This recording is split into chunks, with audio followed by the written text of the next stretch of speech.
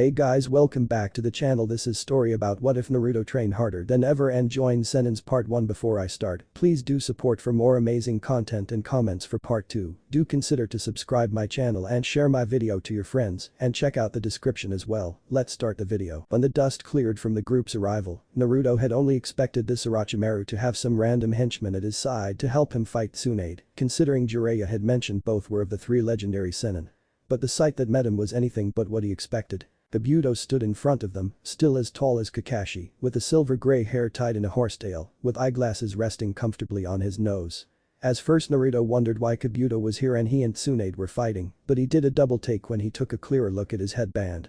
The shield engraving was a music note, the insignia of the Otanin, Sound Ninja. Standing to Naruto's left was Jiraiya, a towering tall old man with wild, spiky gray hair and a horned headband with a kanji of oil on it, red hori overcoat, green guy and white trousers with wooden clog sandals.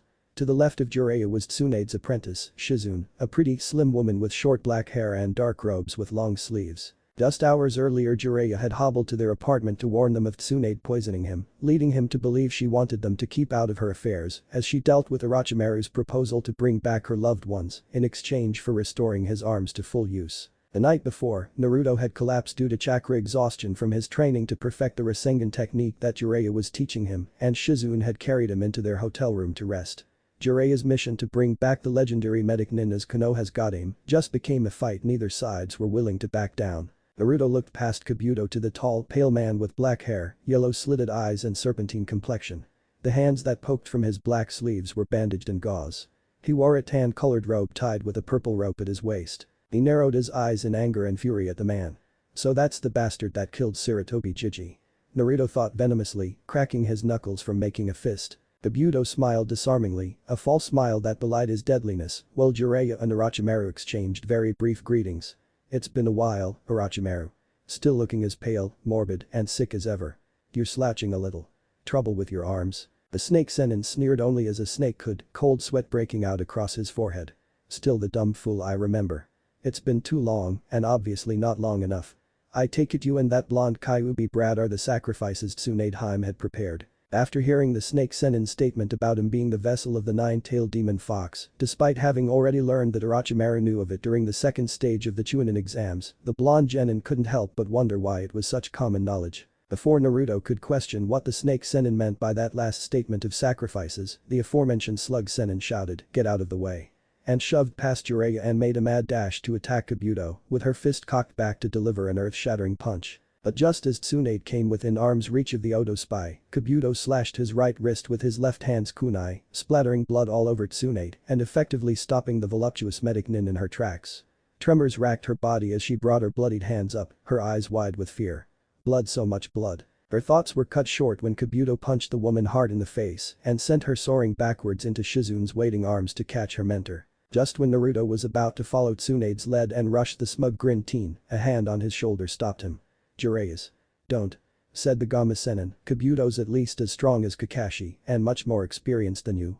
You don't stand a chance against him, at least not now. Leave him to Shizune and guard Tsunade.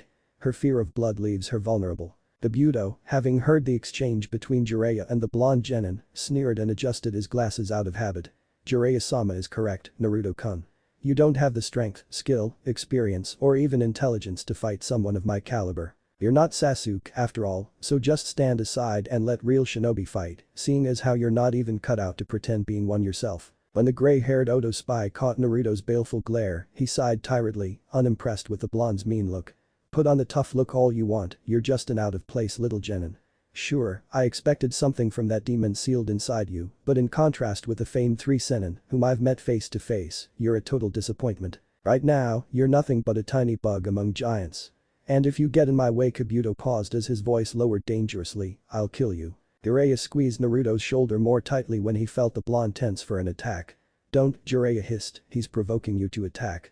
If you fall for it and just rush at him like a crazed bull, you'll only, the hell with both of them. Naruto heard enough and threw caution to the wind. Achieved through countless hours of practice, Naruto easily substituted himself with a cage bunshin and reappeared a dagger toss above the group on ground. Gathering a precise amount of chakra, Naruto crossed his forefingers and conjured 2 more cage bunshins to his side in midair and had them transform into Fuma shurikens with foot-long blades shaped like shark fins. He grasped one in each hand by the circular ring and threw them directly toward the snake Sanin and Odo spy. Both managed to see the attack coming and leapt aside as the shurikens buried into the soil where they had just been an instant before. But just as they landed, the shurikens exploded with the sound of booming thunder that sent up a cloud of dust and smoke and a shower of rock debris. Orochimaru managed to avoid the explosion, but Kabuto was struck by the rock shrapnel caused by the force of the blast radius. Several shards of stone as large as knives were buried into his cross-shielding forearms, belly, and legs. Kabuto winced as he pulled the bloody fragments from his flesh one by one. That was the Bunshin Bakuhastu. It seems little Naruto-kun does have some wit after all, he thought to himself, realizing he and his master were effectively separated. Naruto landed between them with a dull thump, his eyes on Kabuto. He must have improvisation skills nearly as good as Sasuke-kun. Leave it to an idiot to get lucky once in a while, especially since I never would have guessed a brat able to make his shadow clones explode. It's rather remarkable he improvises such measures on the fly. Boy. Hero Sanin. Naruto called over his shoulder, stop staring off into space and get after the snake bastard.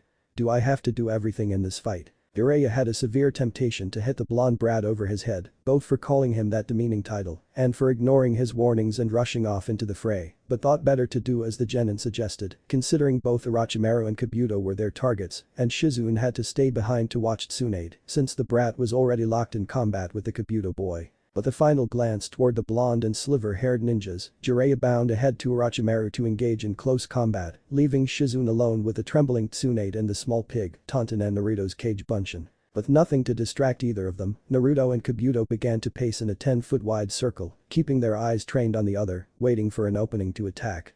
Their steps fell in sync with each other as they passed the second circle when Naruto suddenly noted the rips and blood stains on Kabuto's shirt and pants, but no wounds were seen. Can he heal fast with some technique, or is it like a blood limit? Still keeping pace, Kabuto poked his glasses up his nose with his finger, a habit Naruto knew now to keep his hands from shaking with excitement.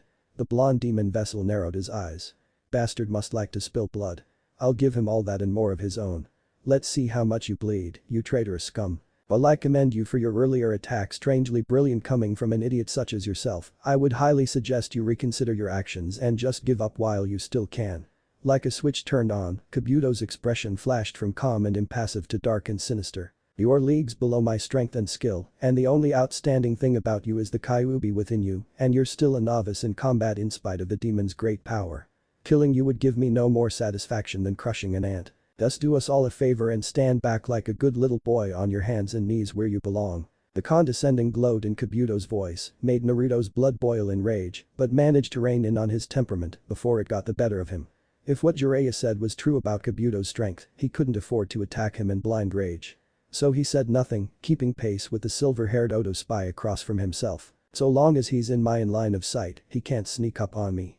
If I do lose sight of him, he can only attack from above, behind, and my side since I can hold the front.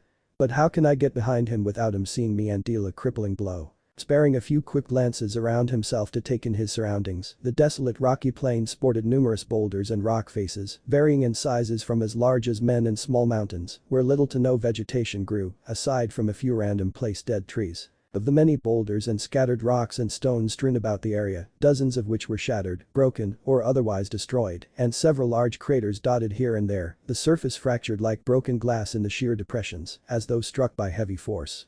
Must have been Abba-chan, Naruto thought to himself before returning his sights to Kabuto. The blonde considered summoning a frog to aid him in fighting the Odo spy, maybe even Gamabunta, but decided against it when he realized he didn't have the chakra to summon him forth and Kabuto would attack while he was vulnerable, weaving hand signs. And even if he did summon the Kyuubi's chakra to summon a frog, Kabuto would sense the evil chakra and attack before he could use it. Guess I'll have to stick with Cage Bunshins and Ningu to attack from a distance and take cover behind the rocks while my shadow clones provide the distraction.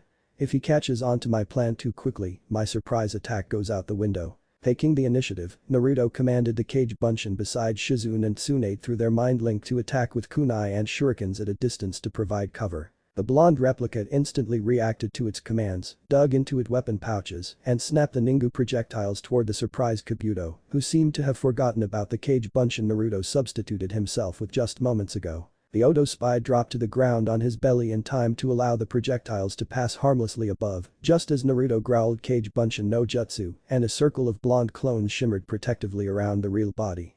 Kabuto did a rough count of about 15 shadow clones. Kabuto jumped to his feet in time to meet the rush of Naruto's shadow clones. But they didn't attack. Instead, they began running in literal circles around him and in dizzying array of zigzagging dashes. Several of the cage buncheons sought to encircle Kabuto from behind by leaping past and over the silver-haired teen and cut off his retreat, attempting to surround him in a circle. Acting more on instinct than thought, Kabuto dispatched at least 4 cage buncheons by way of shurikens and kunai before the rest were batted aside by the doppelganger's weapons. The massive orange-clothed doubles were unrelenting and attacked with lunges and kicks, keeping the Otonin constantly moving to avoid the pressing attacks, while the main body stayed behind the attacking force. Except the real Naruto wasn't in the back of his crowd of cage buncheons, but had already taken cover behind the rocks when his shadow clones moved into motion. Naruto kept his back against the larger rocks while systematically jumping to the next one when one or several of his cage buncheons shielded him from Kabuto's line of sight, slowly circling behind the unsuspecting teen, keeping an eye out from the shelter of the rocks to adjust his course when Kabuto changed position. Naruto's shadow clones were attacking in earnest now, rushing at the Odo spy in groups of 4 at once, too high and too low. The clone to Kabuto's high right lunged with a kunai ready to slash, clearly observing his right hand too winded to stop his assault, while the other 3 provided distraction and keep the Odo spy off balance and too preoccupied to return the attack. It suddenly occurred to Naruto that perhaps Kabuto had deliberately kept his slit wrist open for some purpose. But on Kabuto's return assault, it was over. Easily leaping above the 2 low attacking clones as they stumbled under him, the silver-haired teen blocked the cage buncheon's kunai from his left, blinded the clone to his right by flicking the blood from his wrist into his eyes and disarmed the clone on his left with a flick of the wrist and discarded his knife to grab the doppelganger's fleece collar just as he stomped his feet onto the low attacking clones into the ground and finishing his move by throwing the disarmed doppelganger head first into the blood-blinded clone. All 4 dispersed into smoke at once. Naruto knew it was time then to enact his strategy. He commanded one of his clones through his mind link, the one staging as the main body in the back of the massive cage buncheons, now. Again his clone obeyed, snapping a kunai out of his pouch and throwing it straight toward Kabuto, with an explosive tag trailing behind it on a string tied on the loop hilt. Kabuto saw the knife flying toward him and hurriedly backflipped to escape the explosion to come when the kunai struck the soil. Except no explosion came. Not even any smoke. The kunai and tag were still inert. That's when Kabuto realized his error. That kunai was just a diversion. When Kabuto landed safely onto the ground near the man-sized boulders, Naruto exploded into motion and leapt from his rock cover just as Kabuto was near his hiding spot.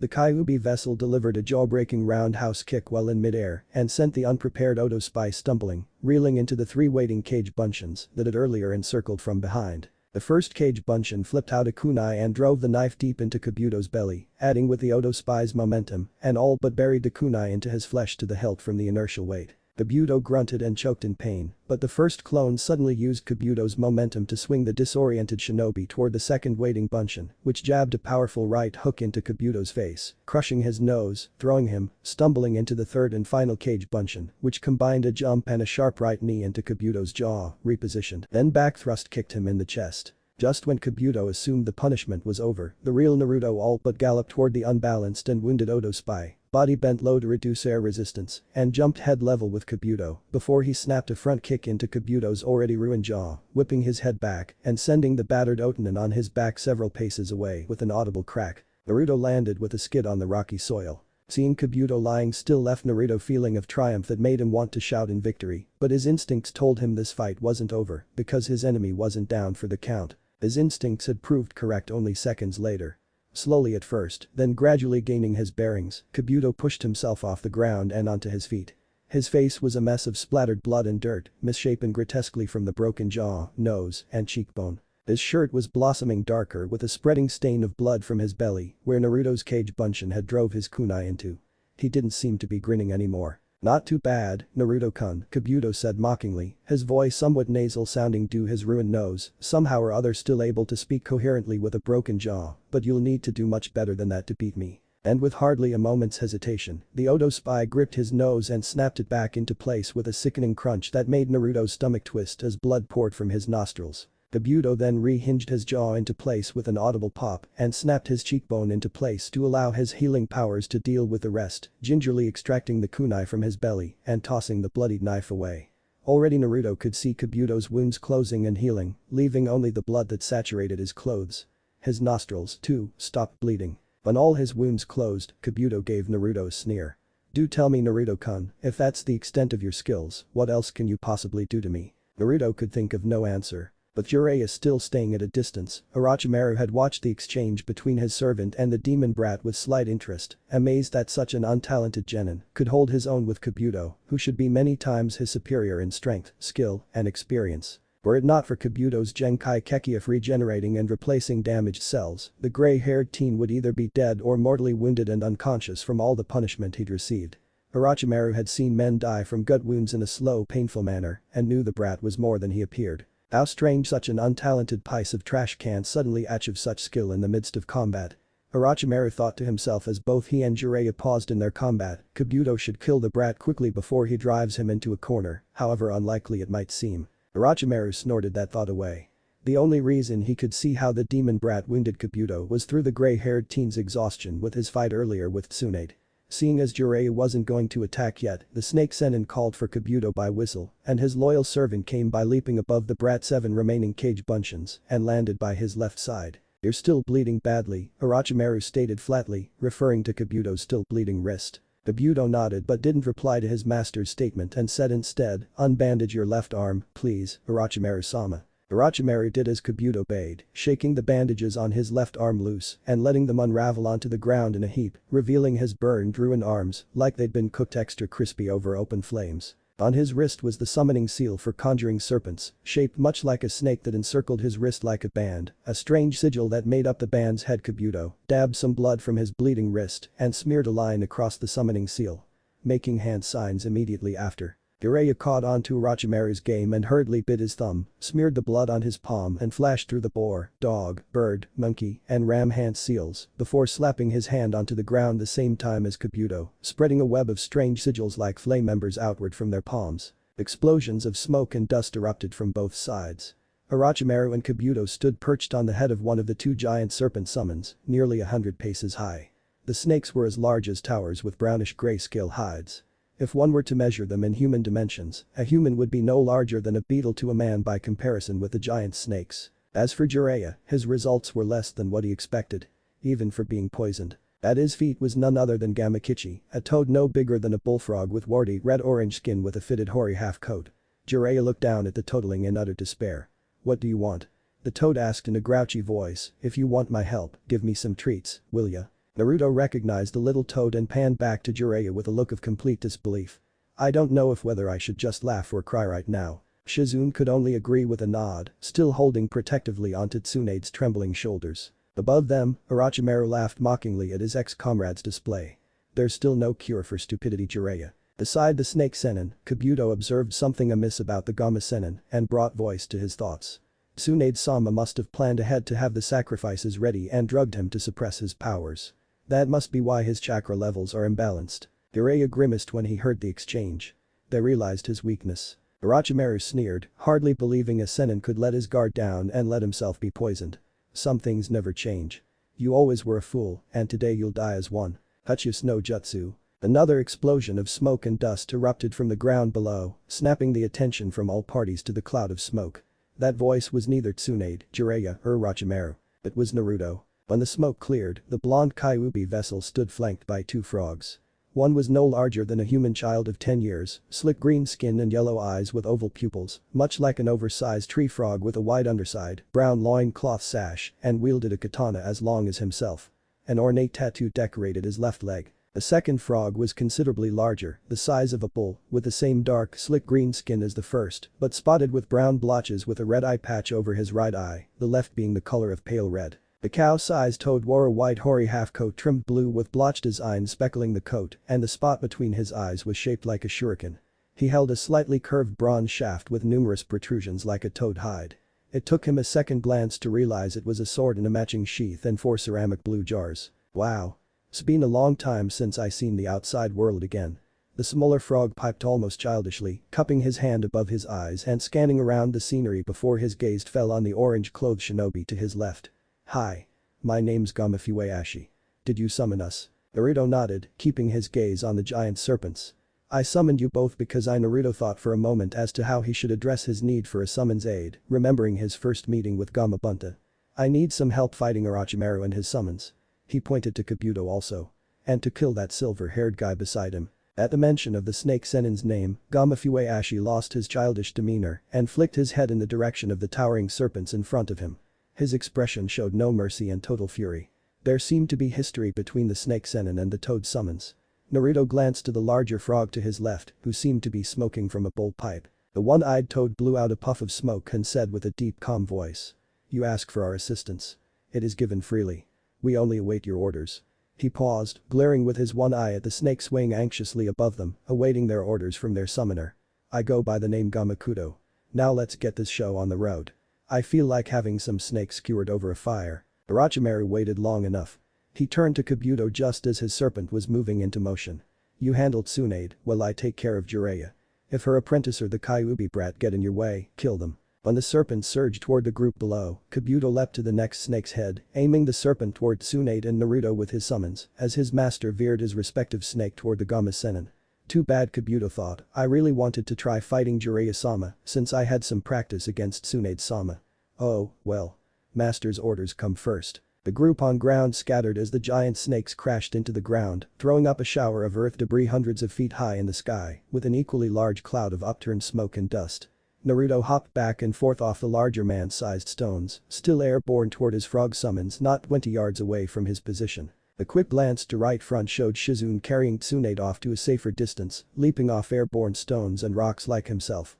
He lost sight of Iro Senin. A glance downward revealed Gamakichi and Taunton scurrying for safety behind some nearby rock outcroppings. His cage buncheons were nowhere in sight. Shooting out of the cloud of dust and debris, Kabuto's snake summon lunged out with its cavernous mouth gaping wide open, large enough to swallow a tower whole to swallow Naruto and his summons in one bite, just as Kabuto jumped off the snake's head and bound after Shizune and Tsunade. When Fueashi and Kudo jumped off some falling debris towards safety, Naruto realized the snake was coming for him alone. He gave a shout of surprise as the snake's mouth closed down on him and saw only darkness. Kabuto easily caught up to Shizune and Tsunade as soon as the shower of debris settled. The medic nin apprentice rolled up her sleeve and snapped her poison needle slinger strapped on her wrist and let fly 5 small needles the size of pins. Kabuto dodged the tiny projectiles and dashed inside Shizune's guard before the woman could raise a defense and took Kabuto's chakra Jinto straight to the chest, cutting into her chest muscles. She grimaced in pain, deposited Tsunade on the ground by shoving her behind a large stone, and expelled a cloud of foul brown-green poisonous gas from her mouth. Kabuto recognized the gas as the Dakujiri no Jutsu. He couldn't stop his forward momentum, but managed to inhale a lungful of air in time, just before he ran headlong into the mist, holding his breath. "One whiff of this mist and I'm dead." Kabuto managed to halt in a skid and peered at the ground under his feet. "I'll attack from underground. Doten. Dachu Aijo no Jutsu." Shizune gave a sigh of relief and victory, seeing as Kabuto wasn't coming out of the poisonous mist she spewed. He must have either died and collapsed on his second step into the cloud of gas. Shizune heard the sound of shattering rock a fraction of a second too late before hands gripped her ankles and felt a pain like her legs had been cut with a serrated knife. Her legs buckled involuntarily and she fell to her knees, gripping her thighs in pain with a strangled groan. Her ankle tendons had been severed. Kabuto crawled out of the rocky ground, his hands still glowing green with the chakra Jinto still in effect. A glance to his left showed Tsunade was huddled against a nearby stone, still shivering. Her apprentice was still on the ground clutching her legs in futile attempt to alleviate the pain his chakra scalpels had wrought. Tsunade was no threat at the moment, so he might as well kill Shizune, just to make sure she didn't interfere later. Besides, Orochimaru still needed his arms healed, and they could persuade the medic nin to do so later. Before he took another step towards Shizune, however, a sword pierced through his lower back and out his belly, spilling his blood. He gasped at the unexpected flare of pain and sagged, clutching the protruding blade with one hand while looking over his shoulder at his new attacker. Fueashi grinned at him with his katana held tightly in his green hands. "Master said to kill you. I know like killing humans, but you reek of snakes. Killing you be fun, if you give me some sport. Hope you're fast." Kabuto snarled in fury and rage at such a pitiful creature wounding him. Fueashi pulled his katana out the gray-haired Odo spy's body and hopped back well out of reach, nearly 10 yards away, falling into a defensive stance with his sword tip pointing down, lower than the hilt. Kabuto hardly even felt the pain from the summoned sword withdraw, his nerves immune to pain sensory as his blood limit took full effect. All traces of clear-minded clarity vanished from his eyes, which were suddenly becoming the color of primal red, like fresh spilt blood. Likewise, the veins in his arms, neck and temple suddenly swelled grotesquely like lattice work, his muscles expanded and hardened until he grew half again his weight and half a foot in height. Wisps of blue and green chakra energy boiled from his pores like smoke, intermingling into a sea blue-green color. His voice tremble seemed deeper too, with every inhale and exhale, it sounded like a bear's deep breathing.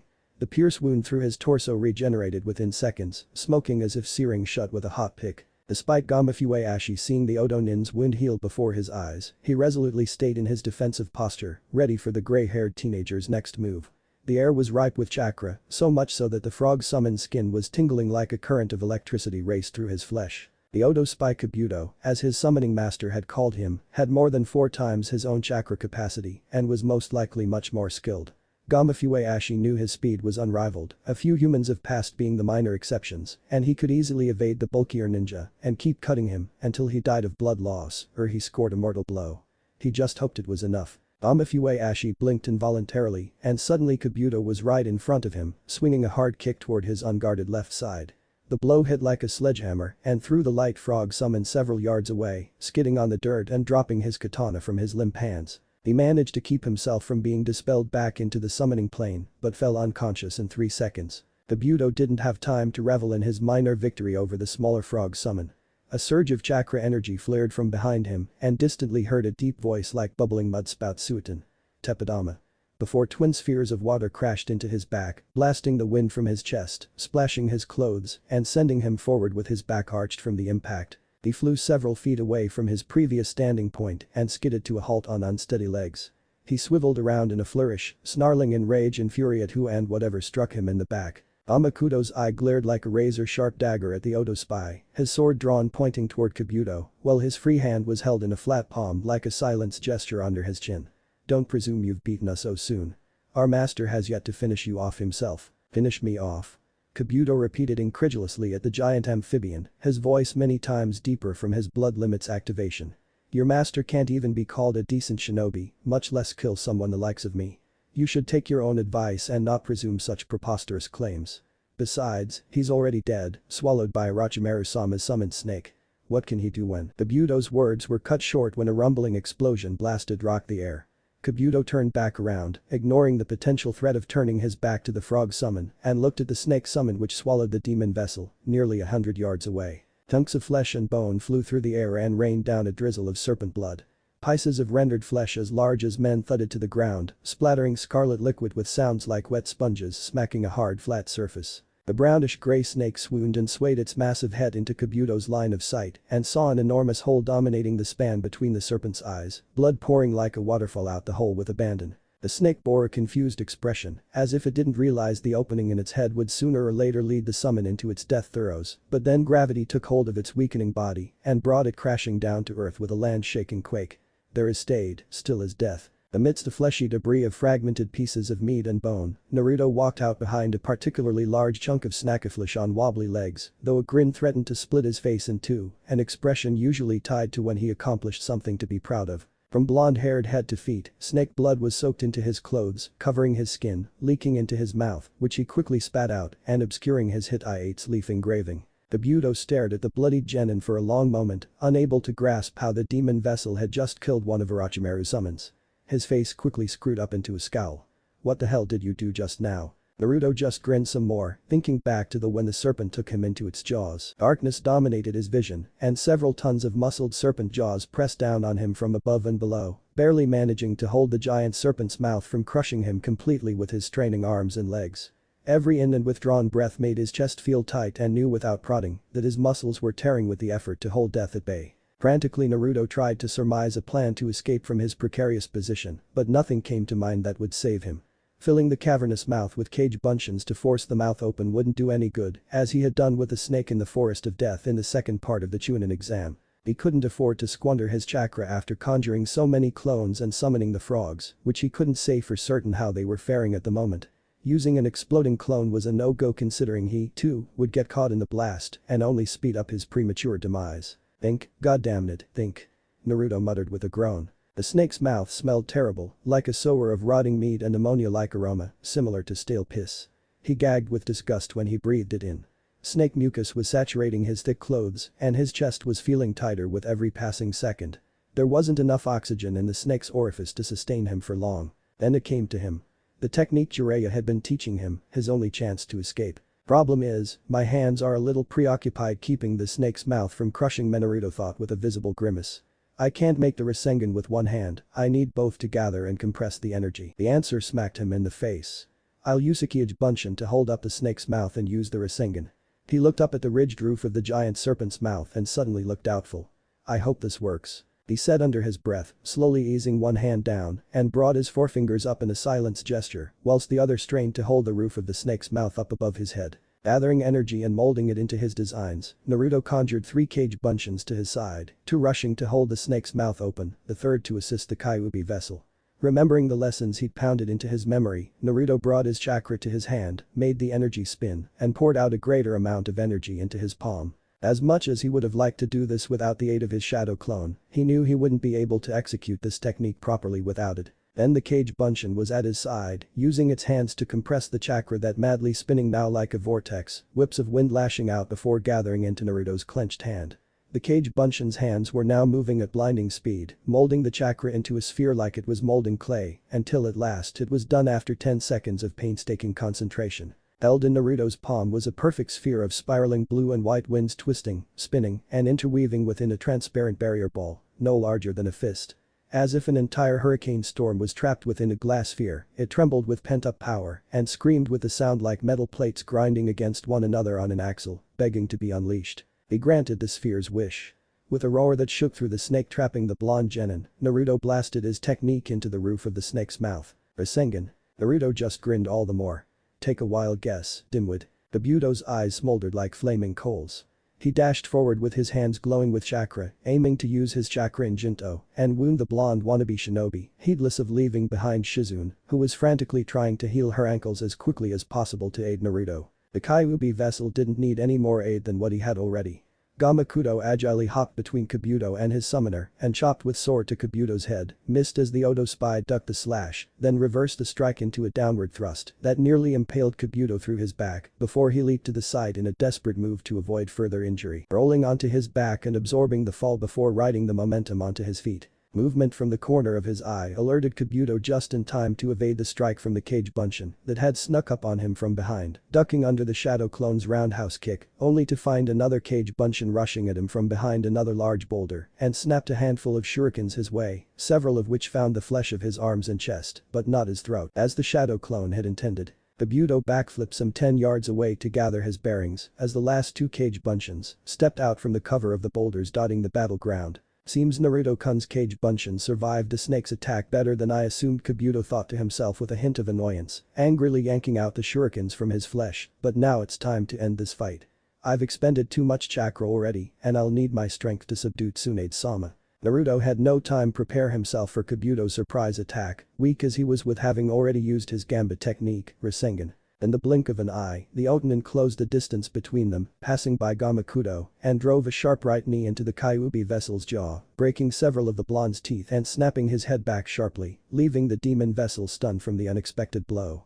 He crumpled to the ground on his knees and fell face first into the dirt without a sound. Consciousness fell away from him as Gamakudo rushed to aid his master. While the battle below waged between Summon and Ninja, Orochimaru and Jiraiya fought desperately against each other as their handicaps left them fighting zealously to end their conflict quickly. The serpent Summon, which was still alive and carried the snake Sanin to attack Jiraiya, was now no more than a helpless spectator as its summoner, and the white-haired old man fought to the death atop its vast size, unable to move more than its head when Jiraiya used his Doton Yamanuma no Jutsu and conjured a giant swamp of dark, foul and viscous mud tar that left the snake bogged down like an insect trapped in a glob of sap. At the moment, Orochimaru had his fanged jaws clamped tightly onto Jiraiya's throat, his right foot impaled by the Gama Senin's Harijizo no Jutsu's many needle-sharp spines to hold the cloak of sharp hair to one side.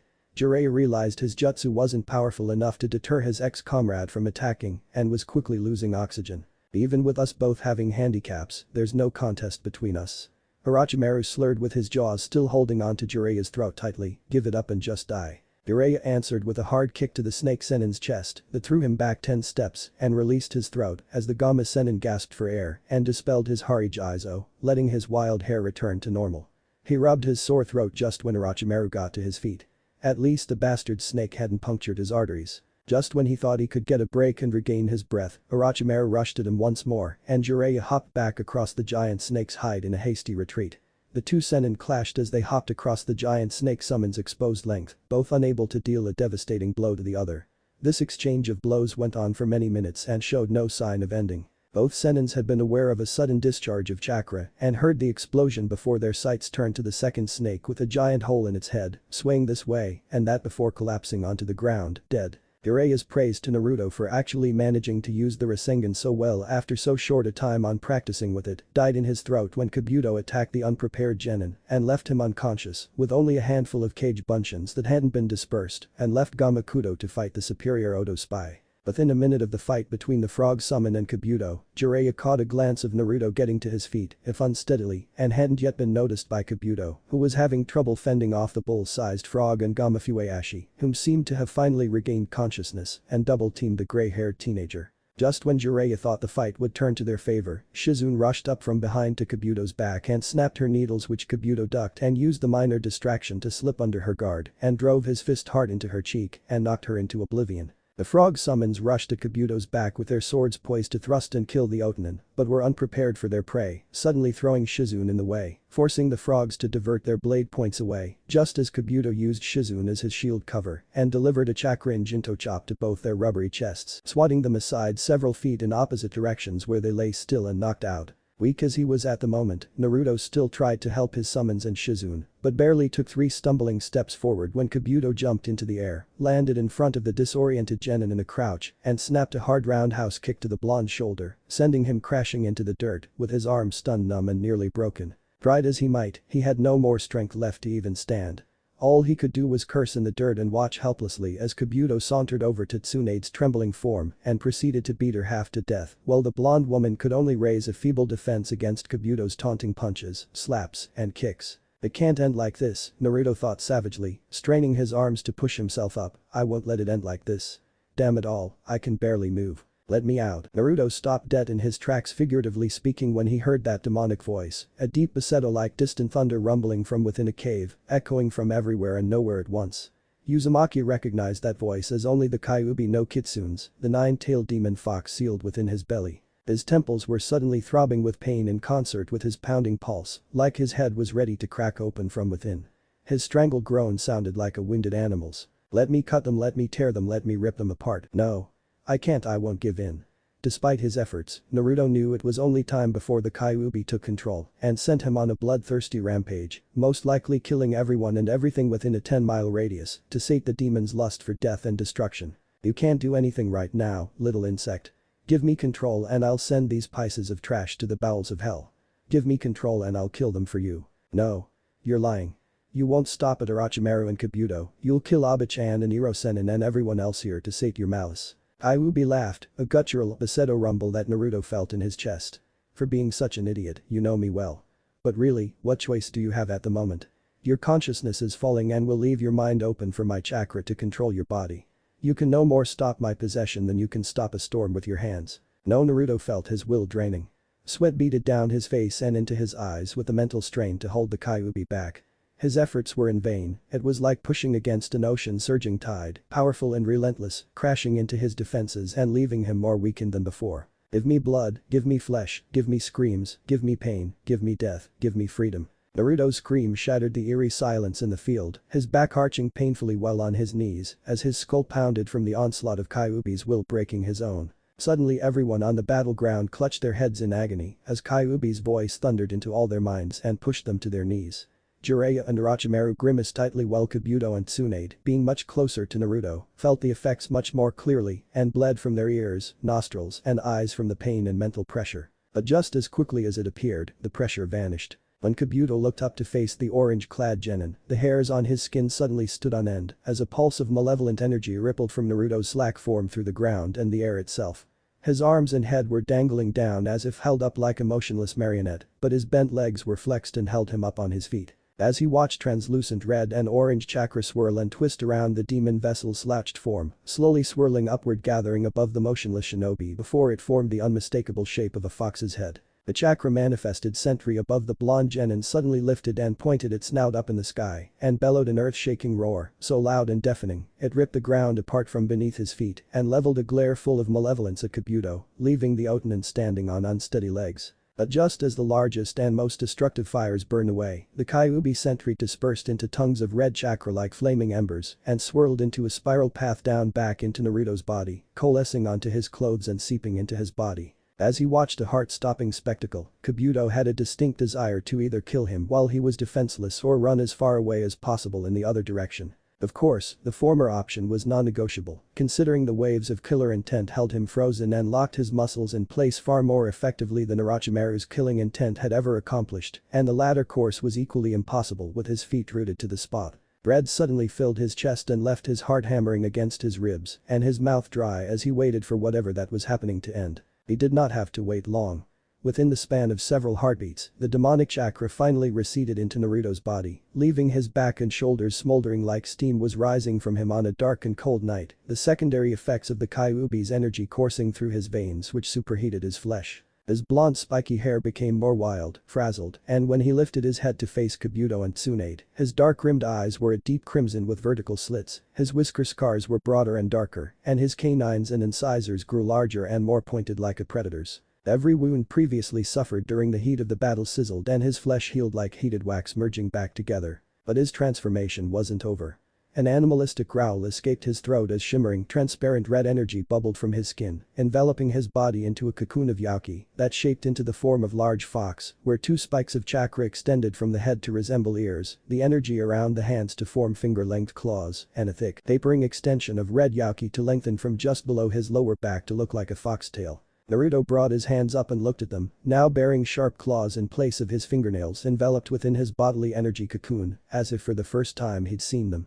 His gaze panned back and forth, inspecting himself. The air itself crackled and hissed with malevolent heat and power. Having more experience with the workings of his seals, Jiraiya knew something was wrong. Not only was Naruto's behavior different as well as the appearance of the chakra's shape, but his chakra signature was no longer recognizable. It wasn't like when he brought forth some energy from Kyuubi like when he summoned Gamabunta, conjuring the energy that overlapped and combined with his normal chakra. The Kyuubi's energy now felt like it dominated his host, pushing down Naruto's human chakra deeper into his body and almost smothering it. Jiraiya's fears were confirmed when the orange-clad genin grinned as only a fox could. Naruto wasn't controlling his body anymore. Kyuubi was now in control. The demon fox appraised the feel of his vessel's body and sensations, which the Kyuubi had been deprived of for over 13 years. The sweet tangy scent of blood in the air, the feel of the wind's caress on his skin and the muscles in his limbs flexing and coiling, the sights of the battlefield, and the colors he could see again, instead of the dreary darkness of the cell he'd been imprisoned in. 13 years to a demon who had lived over several millennia was a trifling amount of time, no more than a grain of sand in an Herglis, but inside the seal he'd been caged within, unable to kill or walk free on his own feet, every second inside his pitiful vessel's body felt like a century. Kyuubi lifted his gaze toward the silver-haired human with glasses and smirked a feral grin. He'll have some fun breaking and killing this one before moving on to killing the two fighting Senins and finally sating his pent-up carnal lusts with the two present women. The big-eyed blonde and the unconscious slim woman. 13 years trapped inside a whelp without sex left him desperate to appease his urges. Just before the demon fox took another step, however, a rumble shook the ground beneath his feet, drawing his attention to the bog giant serpent trapped inside a lake-sized swamp of black tar like an insect held fast by tree sap. The serpent's cold slitted eyes glared hungrily at him and the 5 others around him. Kabuto, Tsunade, Shizune, and his vessel's 2 frog summons. Kyuubi wasn't concerned about its presence, and aside from a grimace of distaste and disgust at the creature, he turned away from it to once again face Kabuto. Another rumble quaked from under his feet, this one even stronger than last, jostling the demon fox and nearly tripping him. He swiveled back around to face the giant snake again and saw the serpent using its chin to drag its body from the swamp while undulating the freed portion of his body back onto land, slowly freeing itself from its brief viscous prison, much of its long body covered in muck and tar. As the limbless reptile was dragging its slithering body out, it glared an undisputed challenge at him, demanding a fight for the sport before the awaited feast. The Kyuubi's face twisted into an expression of savage fury.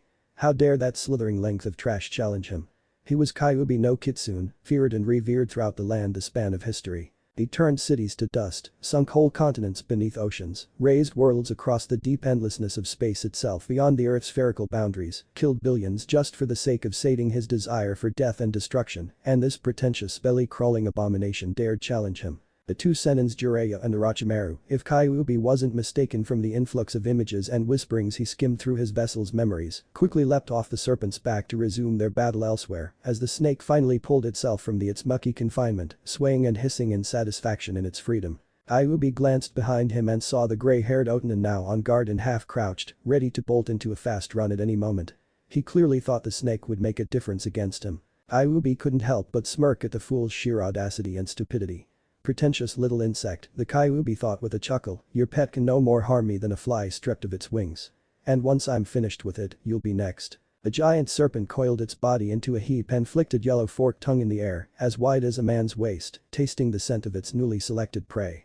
Leveling its sights and head into position, the snake summon lunged with its cavernous mouth spread wide open to swallow Kyuubi whole. On the edge of Kyuubi's peripheral vision, he caught sight of Kabuto breaking into a fast sprint to avoid the snake's jaws, while Tsunade, barely conscious and on the ground from having suffered Kabuto's earlier beatings, could only watch with wide eyes. Just as the snake's mouth snapped closed to bite Kyuubi and impale the demon-possessed vessel on its column-long fangs, the red chakra haze surrounding Demon Fox's hands shot out and extended like rubber before Kyuubi's Yaokai's clawed fingers caught the snake's jaws before they could close on him, holding them pried open with his greater strength granted by his demonic chakra while anchoring his feet to the ground with chakra and holding the serpent in place. Tremors shook through the giant snake summon's body as it strained to close its mouth on its prey, but instead of them closing on the demon, Kyuubi slowly, deliberately, moved the snake's jaws closer to himself and gripped them with his flesh and blood hands before a fanged grin broke out across his face. It was at that point that the giant serpent realized its doom was approaching.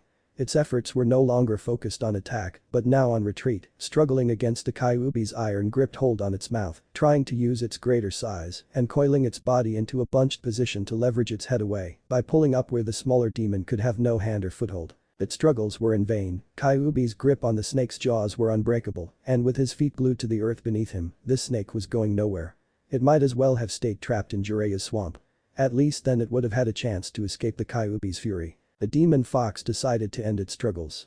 Gathering his chakra to his vessel's legs, he released it outward in an explosion of bursting transparent blue energy with a boom like thunder from under his feet that propelled him into a rapid side-winding spin in a corkscrew motion, still holding the snake's jaws and twirling the giant summon's funnel-shaped body like a rolling log. The giant snake's head and body scraped, whipped and flopped against the ground as Kyuubi continued his spin relentlessly, gaining momentum by the minute and seeming to hang in midair as the giant snake summon's neck began to twist like a rope and constrict, snapping bones and tendons, ripping and mangling thick muscles until, with a sound like wet cloth shredding apart, Kyuubi ripped the serpent's head off from its twisted neck. The headless body thrashed and flailed like a worm while its neck pumped a waterfall of scarlet liquid onto the ground, filling the air with the sweet tangy scent of iron and copper. Heaving the dead weight head aside with his enormous strength in midair, the demon fox landed lightly onto his feet and faced the grey-haired Odo spy, the teenager's expression an amusing mixture of shock and fear at the feat he had just witnessed. When at last the snake summon's headless corpse stilled, the Kyuubi grinned seditiously.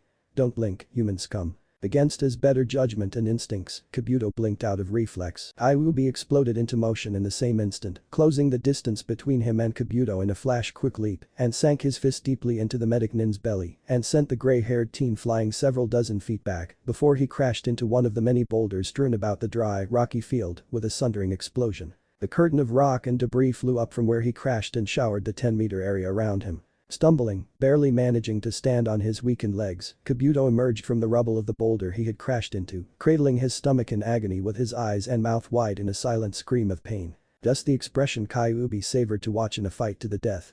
Watching his victims writhe helplessly in pain before the coup de grace. At that point, the battle was then a one-sided beating where Kyuubi would deliver blow after killing blow against his resilient prey, yet no matter how many times he shattered Kabuto's ribs or broke his neck and limbs with devastating kicks, punches or tail whips back and forth across the battlefield, the pretentious little piece of human trash just wouldn't die. Instead, his body kept healing the damage done to it just in time to save the pathetic human from death before the demon fox struck him again. Kyuubi could wait, he'd have his fun tenderizing the whelp into hamburger before he crushed his skull under his foot. Or maybe he should rip his head off, crush his chest into a pancake, then rip his limbs off slowly. In a different order.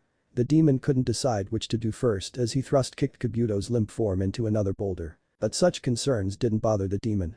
Slow and agonizing forms of torture were all the same to him, the only difference that mattered were the volume of screams, the agony he delivered, and the unanswered pleas for mercy. Kyuubi grinned throughout Kabuto's beating. Murky. Dark. Stagnant. Silent. Empty. Those 5 words were all that were needed to describe the Kyuubi's prison cell. Shackles bound Naruto's wrists, connected to glowing red chains like they were fresh from the forge, and bolted to the parallel walls to his side. No matter how hard he yanked and tugged on his restraints, they barely moved, and the sigils didn't even seem to chafe or grind against one another when he moved them. They held taut and held no slack to allow him any leverage, holding his arms up above his head in a standing, spread eagle position. His heels weren't even touching the bottom of the flooded floor, and he had to stand on the balls of his feet to keep himself from falling limp and having the chains pull his arms under his weight, which would result in his chest cavity being squeezed. The blonde genin had to give the Kyuubi due credit in its accomplishment.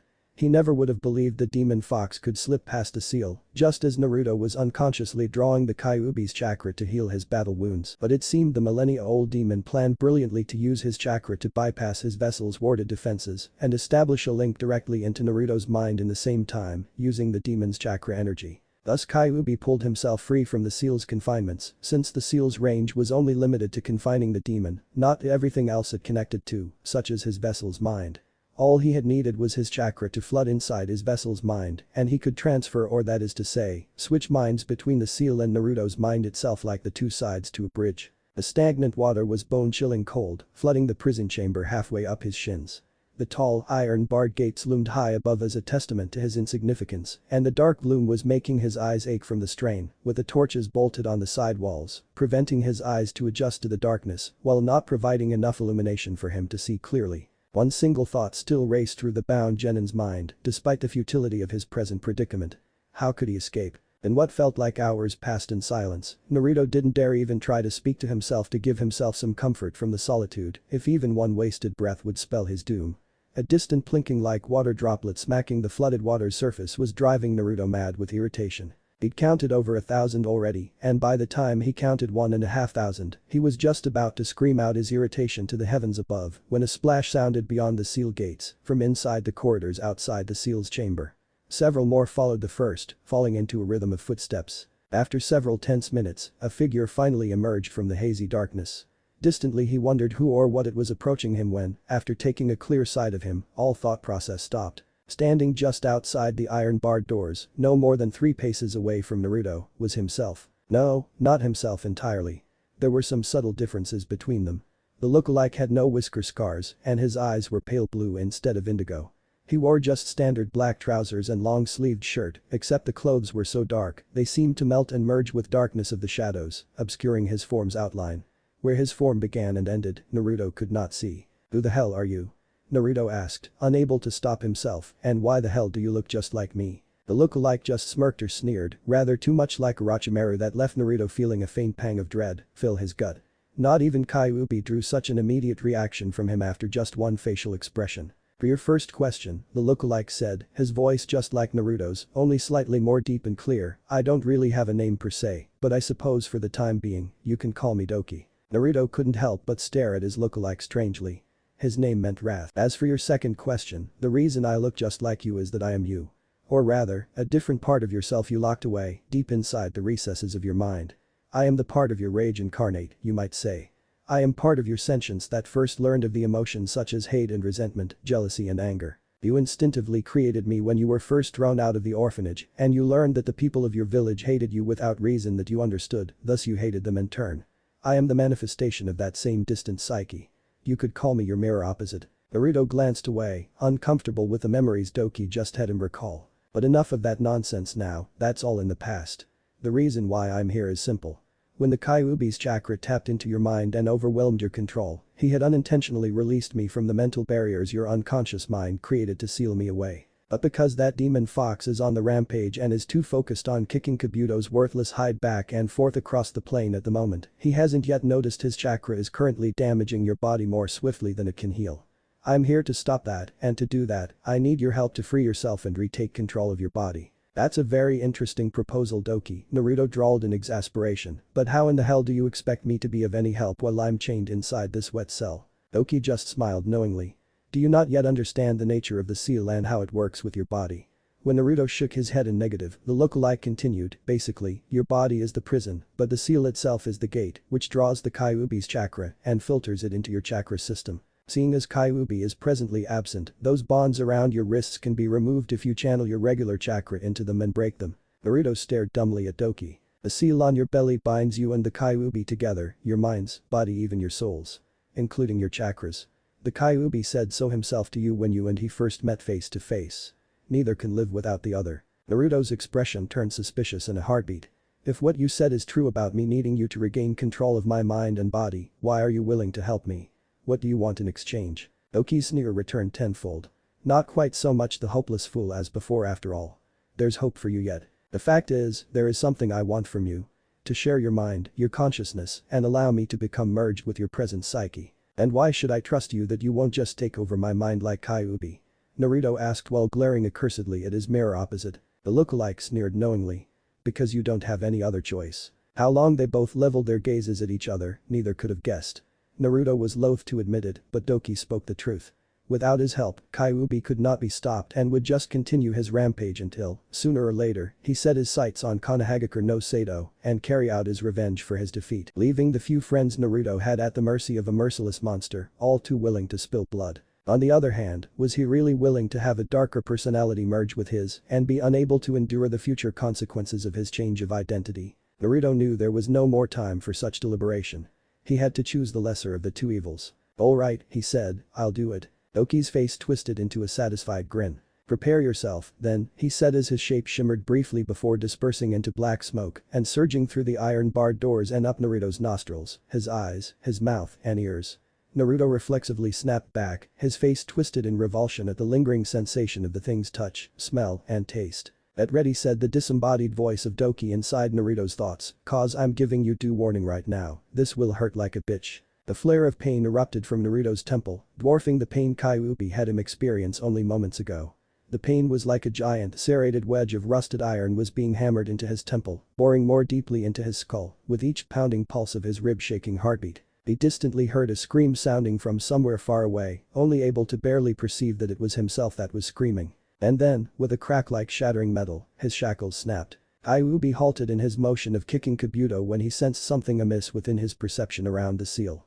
And then there was a faint sound like something had snapped from far away. Kyuubi only realized what happened after he felt the same pain his vessel's body had endured after he had made the precaution of numbing the pain receptors.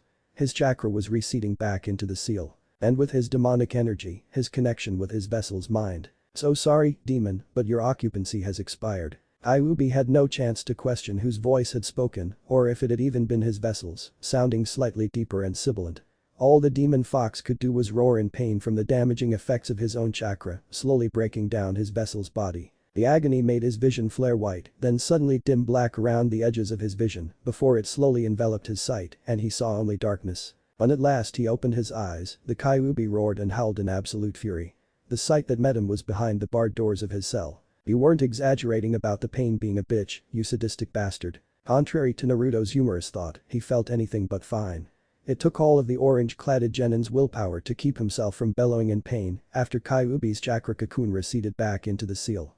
His limbs were on fire, his muscles must have multiple tears, and the pain receptors all across his body were flaring with agony from the corrosive effects of Kyuubi's chakra. It was a miracle his body hadn't been torn apart sooner. Lying in a crumpled heap only 10 paces away, Kabuto finally stirred from having recently taken a devastating blow, his chakra healing the damage once more, only much more slowly than before, meaning his chakra supply was diminishing. His clothes were a mess of tatters and stained with blotches of red from his previous wounds.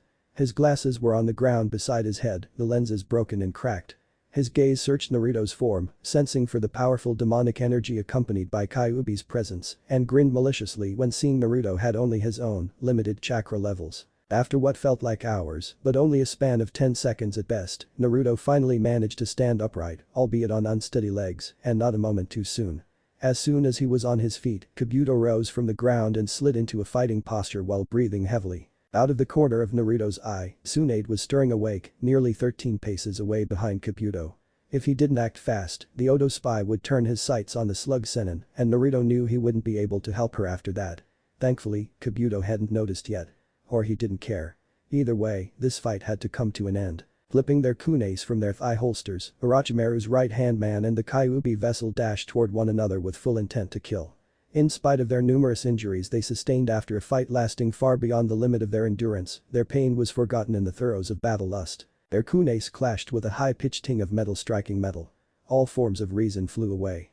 Instinct and hardwired reflexes guided their movements. Slash, duck, kick, evade. Punch, backflip, sprint, slide, kick. These were the only thoughts that raced through both Naruto's mind as well as Kabuto's. The reflexes honed through grueling training ingrained into their minds. For untold minutes the combatants fought like wild hunting beasts. When Naruto attacked, Kabuto evaded and gave ground to avoid the smaller Genin's reach. When Kabuto retaliated, Naruto only fought back harder and countered every punch, kick, and stab by a fraction of a second to escape injury. The cloud of dust and dirt kicked up around the two combatants from their constantly shuffling feet, obscuring them from sight as their melee became increasingly deadly. It escalated into what could only be described as a whirlwind of motion, both fighting to their last breath and yet unable to land a punishing blow. How long they exchanged attacks, neither knew nor did they care. Kabuto took the initiative to end the fight. Slapping Naruto's hands out wide, the silver-haired Otonin dashed inside Naruto's guard and jabbed a sharp punch to the blonde's cheek and drove a downward kick into the dazed Uzumaki's leg at the kneecap. Naruto's leg buckled like a broken twig under his weight. He fell back onto his side unbalanced and took a hard kick to the chest, which threw him just shy of 5 paces away from the now conscious Tsunade, face up and staring at her with unfocused glassy eyes. The blonde, hazel-eyed woman was shouting something to him, her expression grief-stricken and scared, yet despite seeing her lips move, he heard no words. He heard or felt rather the scuffle of approaching footsteps, but it sounded so far away. Merciless hands, that which have taken lives and showed boundless cruelty under the liege of their master, gripped Naruto's wrists like a steel trap, hauling him up off the ground until his feet were no longer touching the earth, held aloft like a broken string puppet. Dazedly he gazed into the face of Kabuto's, his sneer reminding the blonde Genin much of his split persona, Doki. Kabuto regarded Naruto's unfocused expression with disgust, still holding the dazed boy out at arm's length. "Pathetic little insect," he said with a voice filled with malice, "in what world did you think you could fight and defeat me? What was it did you think to accomplish by yourself?" When Naruto didn't answer, the Odo spy continued, "You should have left your demon to kill me. But like an idiot with too much pride, you thought to defeat me yourself. It's no wonder you're such a fool, your pride gets the better of you, blinding you to what you should be doing, instead of trying to save face." After a moment, Naruto finally registered the words Kabuto had spoken, and he offered a defiant bloody smirk. His voice was weak from the slowly diminishing effects of his spent adrenaline. "Pride had nothing to do with it, shitwits. I only stopped the Kyuubi so I could keep my body. Any longer and that furball would have made my body his." He leveled his gaze straight into Kabuto's eyes. "And another thing. Don't preach about pride blinding me when you've left yourself open." Before Kabuto could do more than widen his eyes in surprise, Naruto heaved his legs up against his chest and drove his heels into a hard kick in Kabuto's throat, crushing the windpipe like a hollow straw from the kinetic force. The blow would have killed a normal man, but Kabuto's blood limit would likely repair the damage. The grip around Naruto's wrists vanished as Kabuto clutched desperately at his throat while breathing in hacking gurgle, and the Kyuubi vessel wasted no time in putting in one more uppercut punch into Kabuto's jaw that threw the Otonin's head back, knocking him back in a stumble. His hit flew off his forehead from the punch and clattered a dagger toss away behind him, forgotten. In spite of his crippling injuries Naruto gave him, Kabuto still had enough strength to lash out with a hammer fist blow to the blonde Genin's forehead and send the orange-clad Uzumaki back skidding on his side into Tsunade's waiting arms. The Odo spy wheezed desperately, one hand fishing inside his rear pouch and plucking a tiny dark pill from it, eagerly chewing it up. He'd taken another high Oregon pill to replenish his chakra. Already his dark bruised throat was healing, lightening until no speck of a bruise remained. Tsunade clutched at Naruto desperately. So much blood saturated his clothes, she felt faint at merely touching them.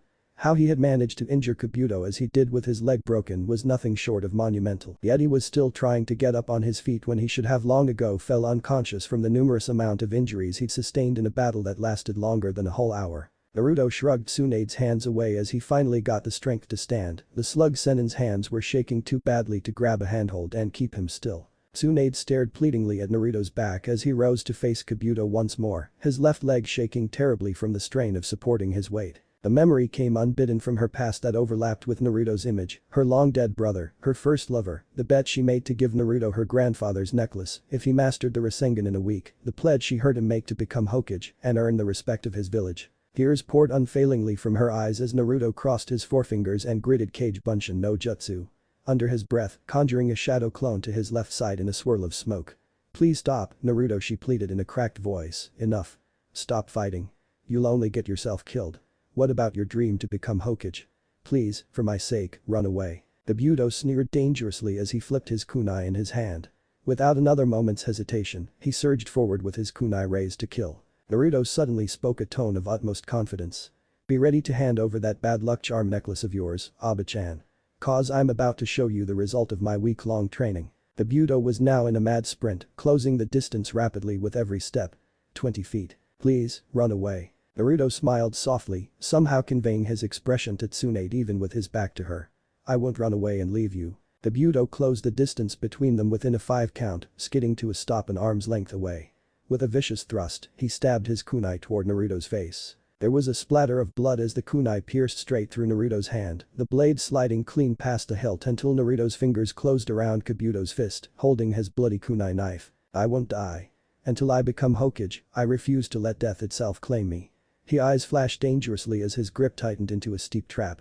And now you can't escape. Suddenly, the Kage Bunshin began weaving its hands around Naruto's outstretched free hand as the original body discharged the chakra from his palm, making the chakra spin, while the doppelganger molded and compressed the energy tighter and tighter into a sphere of swirling, twisting blue and white chakra until it formed a fist-sized azure sphere, pulsing with pent-up power. The Kage Bunshin dispersed into smoke on the technique's completion. Channel the chakra. Spin it. Compress the energy. This thought raced repeatedly through the blonde genin's mind as he brought forth everything he'd drilled inside his head from Jiraiya's lessons and over a week's worth of practice. What is this? Sensing the danger of the Kyuubi vessel's chakra sphere, Kabuto tried to wrestle his hand free from Naruto's grip, but the genin's hand held him in a powerful vice. He could not escape in time to evade the blonde shinobi's newest technique. He could only manage a last-ditch effort to clutch Naruto's orange jacket around his chest before the blonde shinobi thrusted the spiral sphere into Kabuto's belly. Take this, bastard. He bellowed, slamming the chakra sphere into Kabuto's midsection with an explosion of blue and white radiance. The blast from the globe of compressed chakra made the air itself ripple from the point of impact as the compressed air pressure created a shockwave like an expanding ring. The concussive ripple of air pressure, however, failed to mask Naruto's bellowing cry of his newly mastered ninjutsu. Rasengan.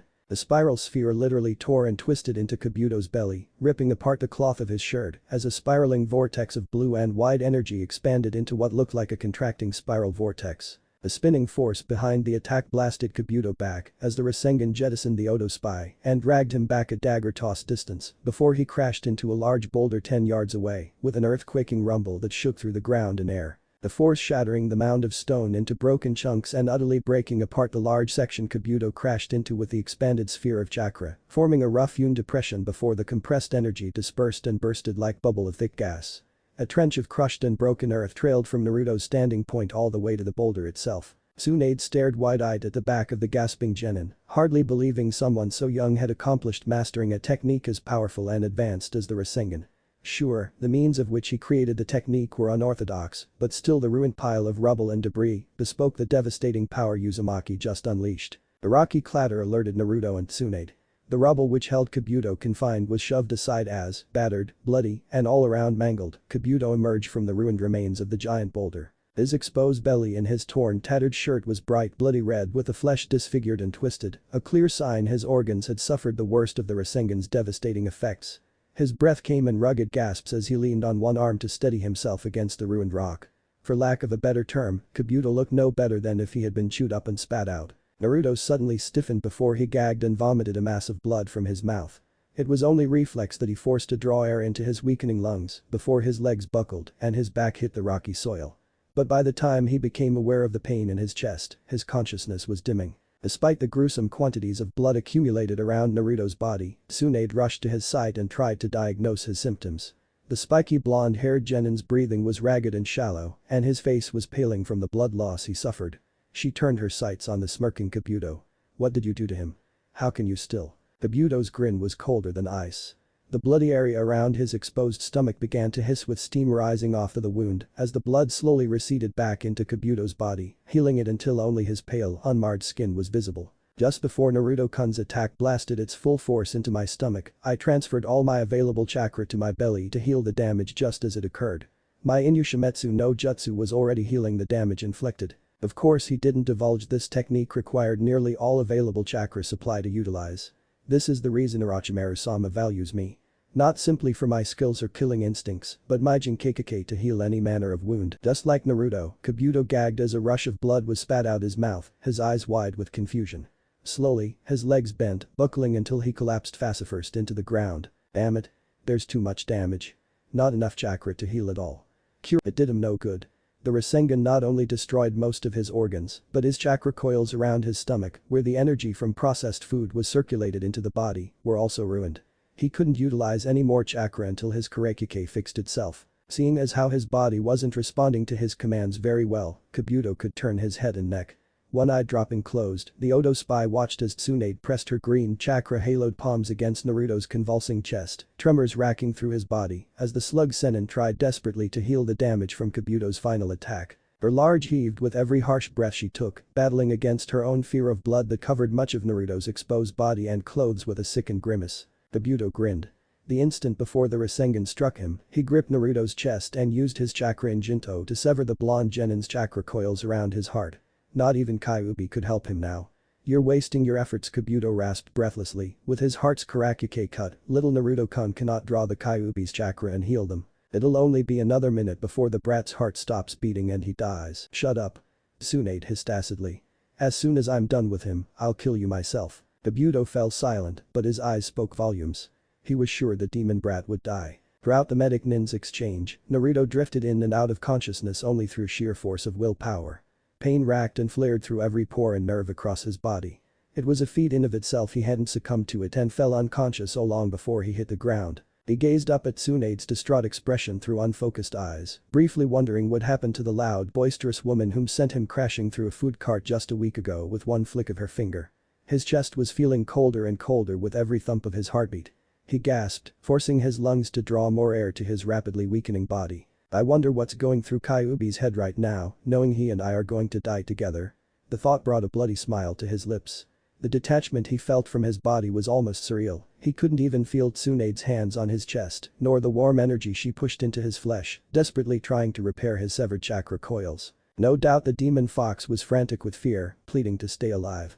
All the pain from his multitude of wounds and injuries began to ebb away as the edges of his vision gradually grew darker, until the blackness swallowed him. There was a strange peaceful sensation in the nothingness Naruto floated in, perpetual and yet calming like a dreamless sleep. Perhaps this was what death truly was. Just a dreamless sleep. A glimmer of green light flared above him from the darkness like a lone star in the night sky, drawing his sight to it like a moth to the flame. Hesitantly, Naruto reached up with his left hand, still bearing the puncture wound from Kabuto's kunai, and grasped the glimmering jade light. Warmth began to flood his chest as globes of white light grew exponentially brighter, flaring like the brightest sunrise, until the darkness that pervaded his vision all but vanished, replaced with white light that gradually dimmed until his visual clarity returned, allowing him to see shapes, colors, and dimensions. The sight that met his eyes was the pale blonde Tsunade staring down at him from above, her hazel brown eyes wide with relief, and her lavender-touched lips drawn in a relieved smile. Naruto peered down at his clenched left fist and opened it, revealing the green jewel of Tsunade's necklace.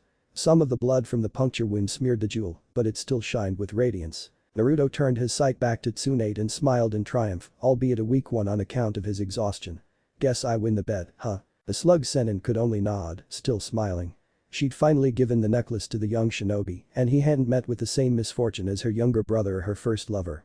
The feeling of relief washed over her shoulders, leaving a calm, soothing sensation of quiet peace. Atop one of the many sheer rock formations on the rocky outskirts of Tenzaku town, Jiraiya and Orochimaru stood opposite to one another, pausing in their melee to observe what had happened to cause the sudden explosion of chakra levels and blast discharges.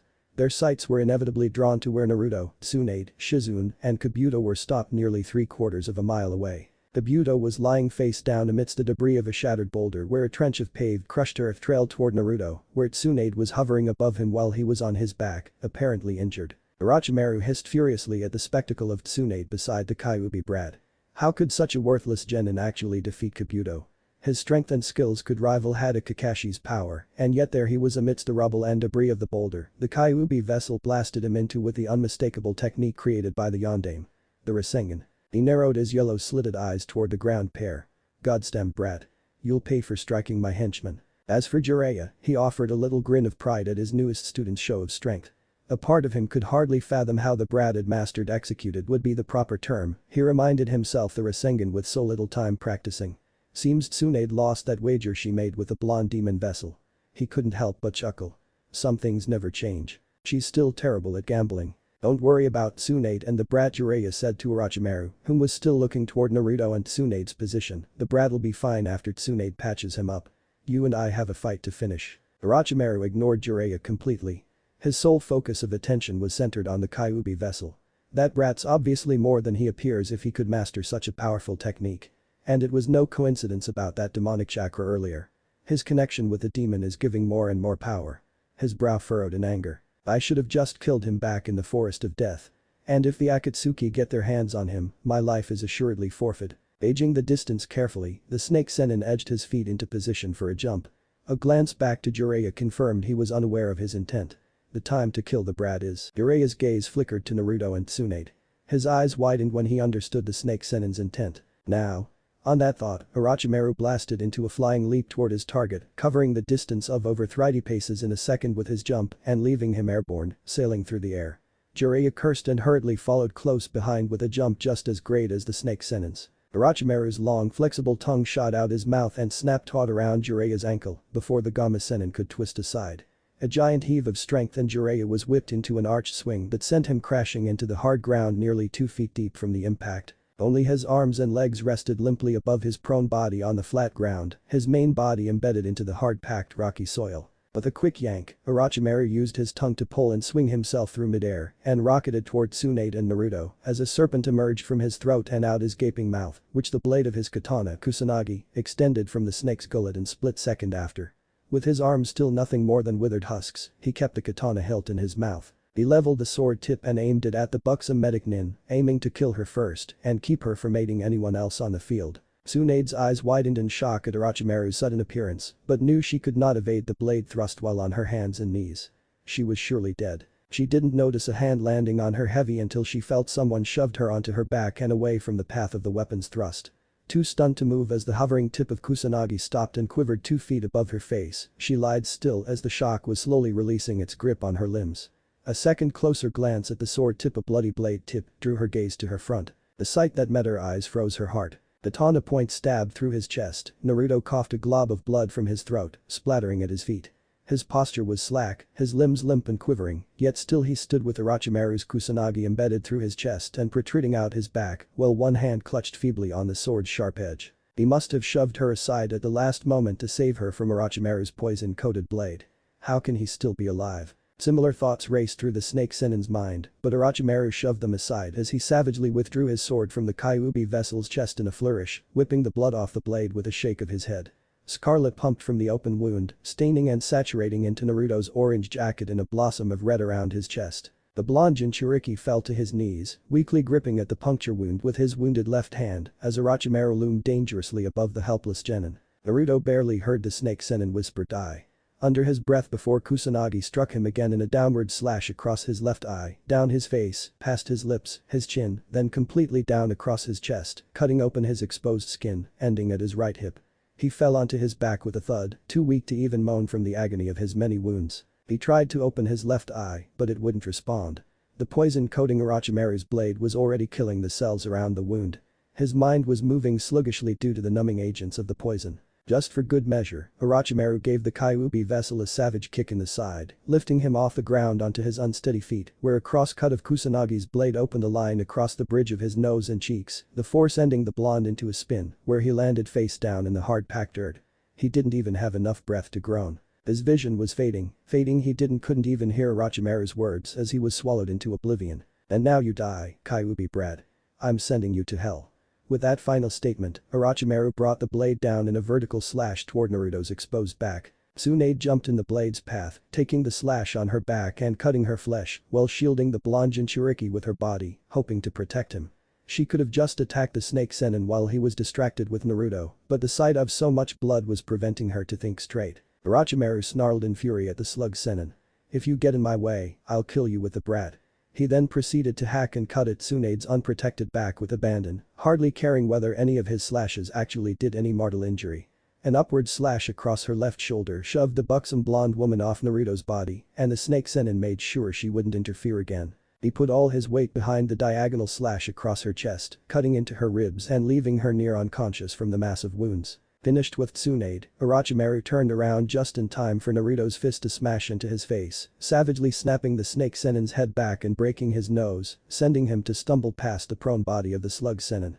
Orochimaru shook his head, disoriented from the blow, but steadied his feet just as Naruto fell into a defensive stance between the pale Nukenin and Tsunade.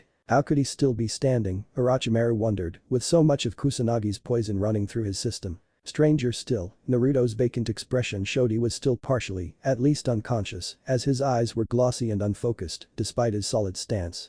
As impossible as it seemed, Naruto had actually allowed his instincts to take control of his body, while his mind slowly came back to the surface of his awareness. The answer came to him as he watched the demon vessel's minor wounds begin to close before sealing shut, completely healed, but leaving pale lines that contrasted with his tanned, weathered skin.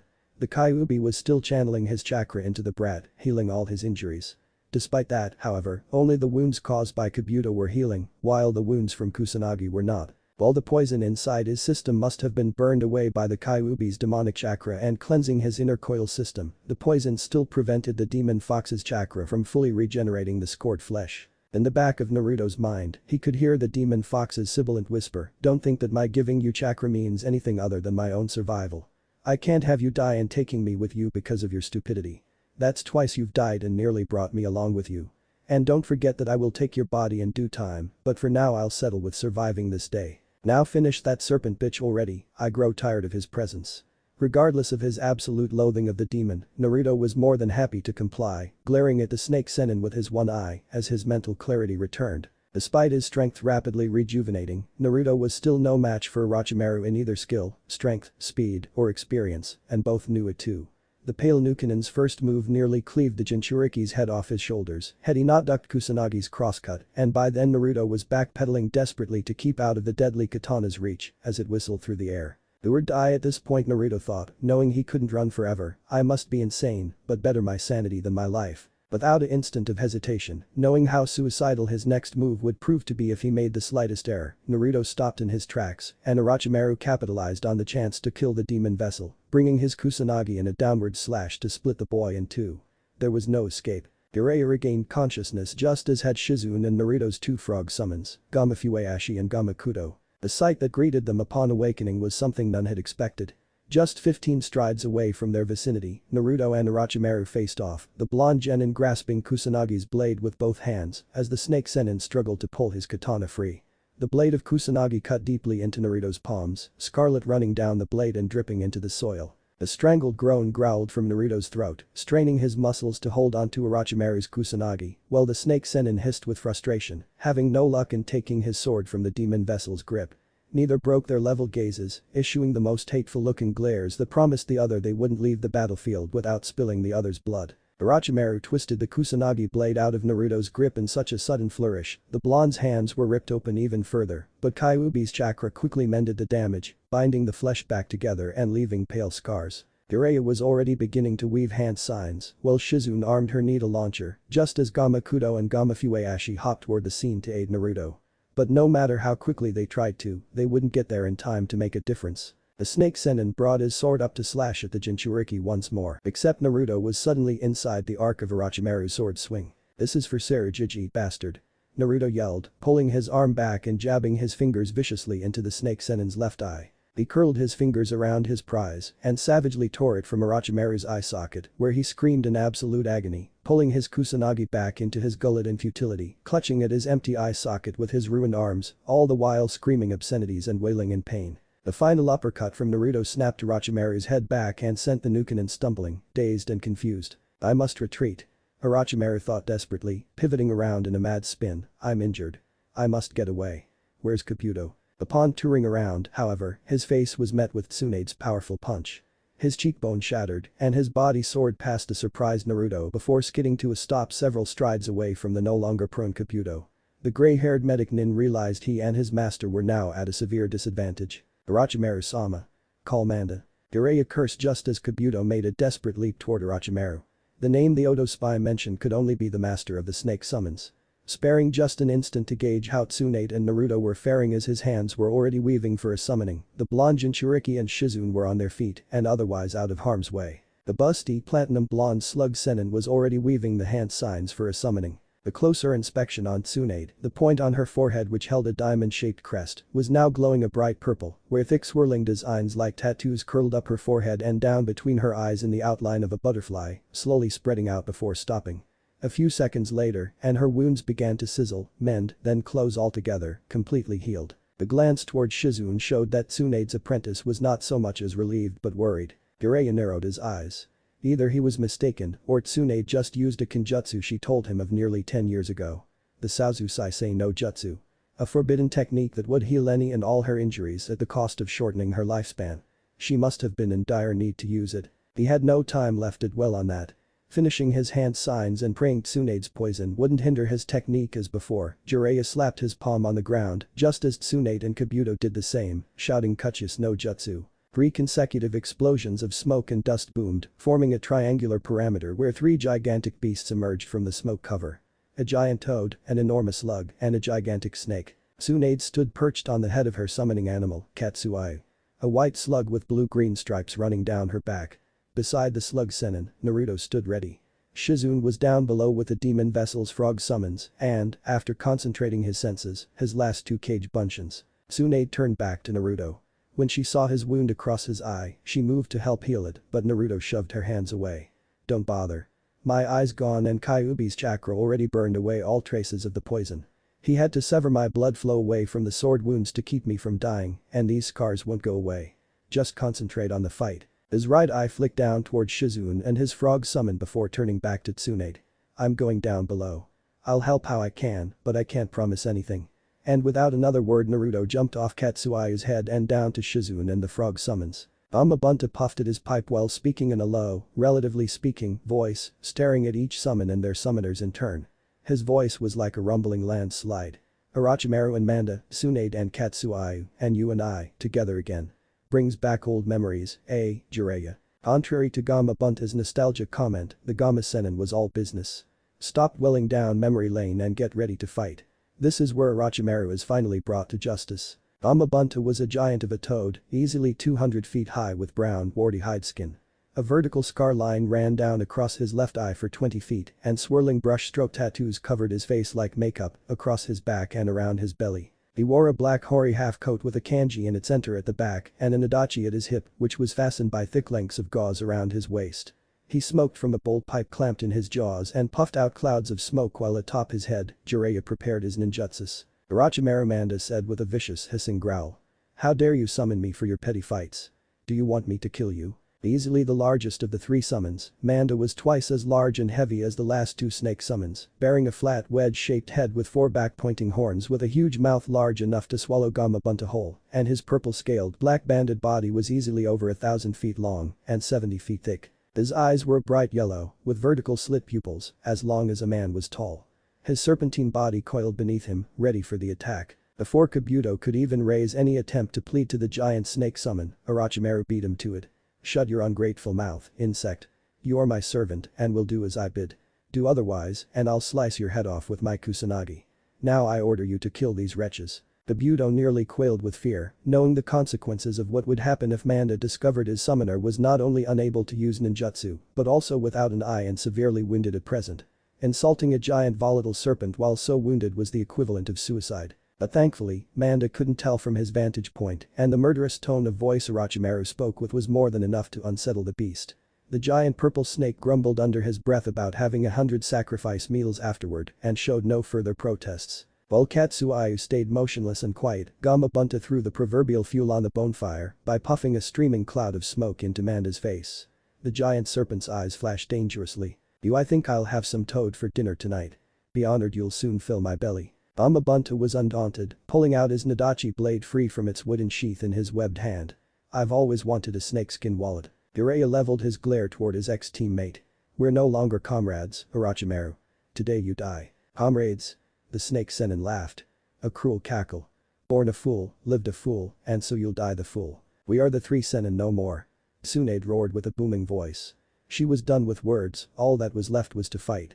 Following her declaration was a pensive silence that seemed to last longer than it actually was. Katsuayu attacked first, spitting a green acidic slime from her mouth toward Manda, but the giant snake summon easily slithered out of its path and the slime splattered onto a stray boulder, melting it like heated candle wax. Manda pressed his advantage by quickly moving behind the giant slug and wrapping his body completely around Katsuiya's squishy form in a constricting squeeze, opening his fanged mouth completely to swallow the slug summon whole. Gamabunta interceded Manda's attempt by chopping his Nadachi into the serpent's mouth, but the giant purple snake snapped his jaws shut on the blade in a tight clamp before it could cut him. Despite all the boss of the Toad Summon's efforts, he couldn't free his weapon. But then Katsuiya did something neither summon expected. Like her body was breaking apart into smaller pieces, Katsuyu's one huge body suddenly became hundreds of smaller slugs, each the size of a man that slipped out of Manda's coil grip as easily as sand through a man's fingers. However, having left Manda's grip, the snake summon's body became unburdened and used his tail to lash at Gamabunta from above. The Toad Summon had to abandon his Nadachi and backflip to evade the tail from smashing him into the ground. The crash of Manda's tail sundered the rocky earth and sent up a shower of rock and debris, quaking the earth, along with Gamabunta's thunderous landing. The landscape was quickly turning into a field of rubble. Manda whipped his head around and, taking aim, launched Gamabunta's Nadachi back at him like a spear. Had Gamabunta not jumped sideways to evade the flying blade, he would have been impaled and his weapon embedded into the rocky ground on impact before once again landing on his feet just as Katsuiya's mass of smaller doppelgangers began to come together and merge back into one huge body. Jiraiya cursed, kneeling atop Gamabunta's head to keep himself from losing his footing. Everywhere he looked was chaos. Choking clouds of dust and sand, a rainfall of rock and earth debris, the chunks of earth uprooted by the combat of the fierce fighting beast. Add it all together, and he knew even after an unsuccessful scan that finding either the whereabouts or condition of Naruto, Shizune, or the smaller frog summons was all but impossible. But he couldn't stray his attention away from the fight for any longer than he had already. He had to fight. Boss. Give some oil. Jiraiya yelled over the deafening sounds around them, his hands weaving signs frantically. Gamabunta grunted an affirmative, puffed his rubbery cheeks, and spat out a streaming jet of black-brown oil toward Manda, followed by Jiraiya's shout Kaiten. Gameu Enden.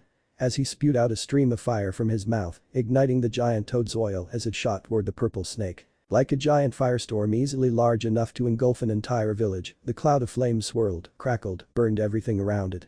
The shadow of Manda's body, just a silhouette inside the raging storm of fire, melted and charred, filling the air with scent of burning flesh. Except Jiraiya's trained eye saw through the illusion.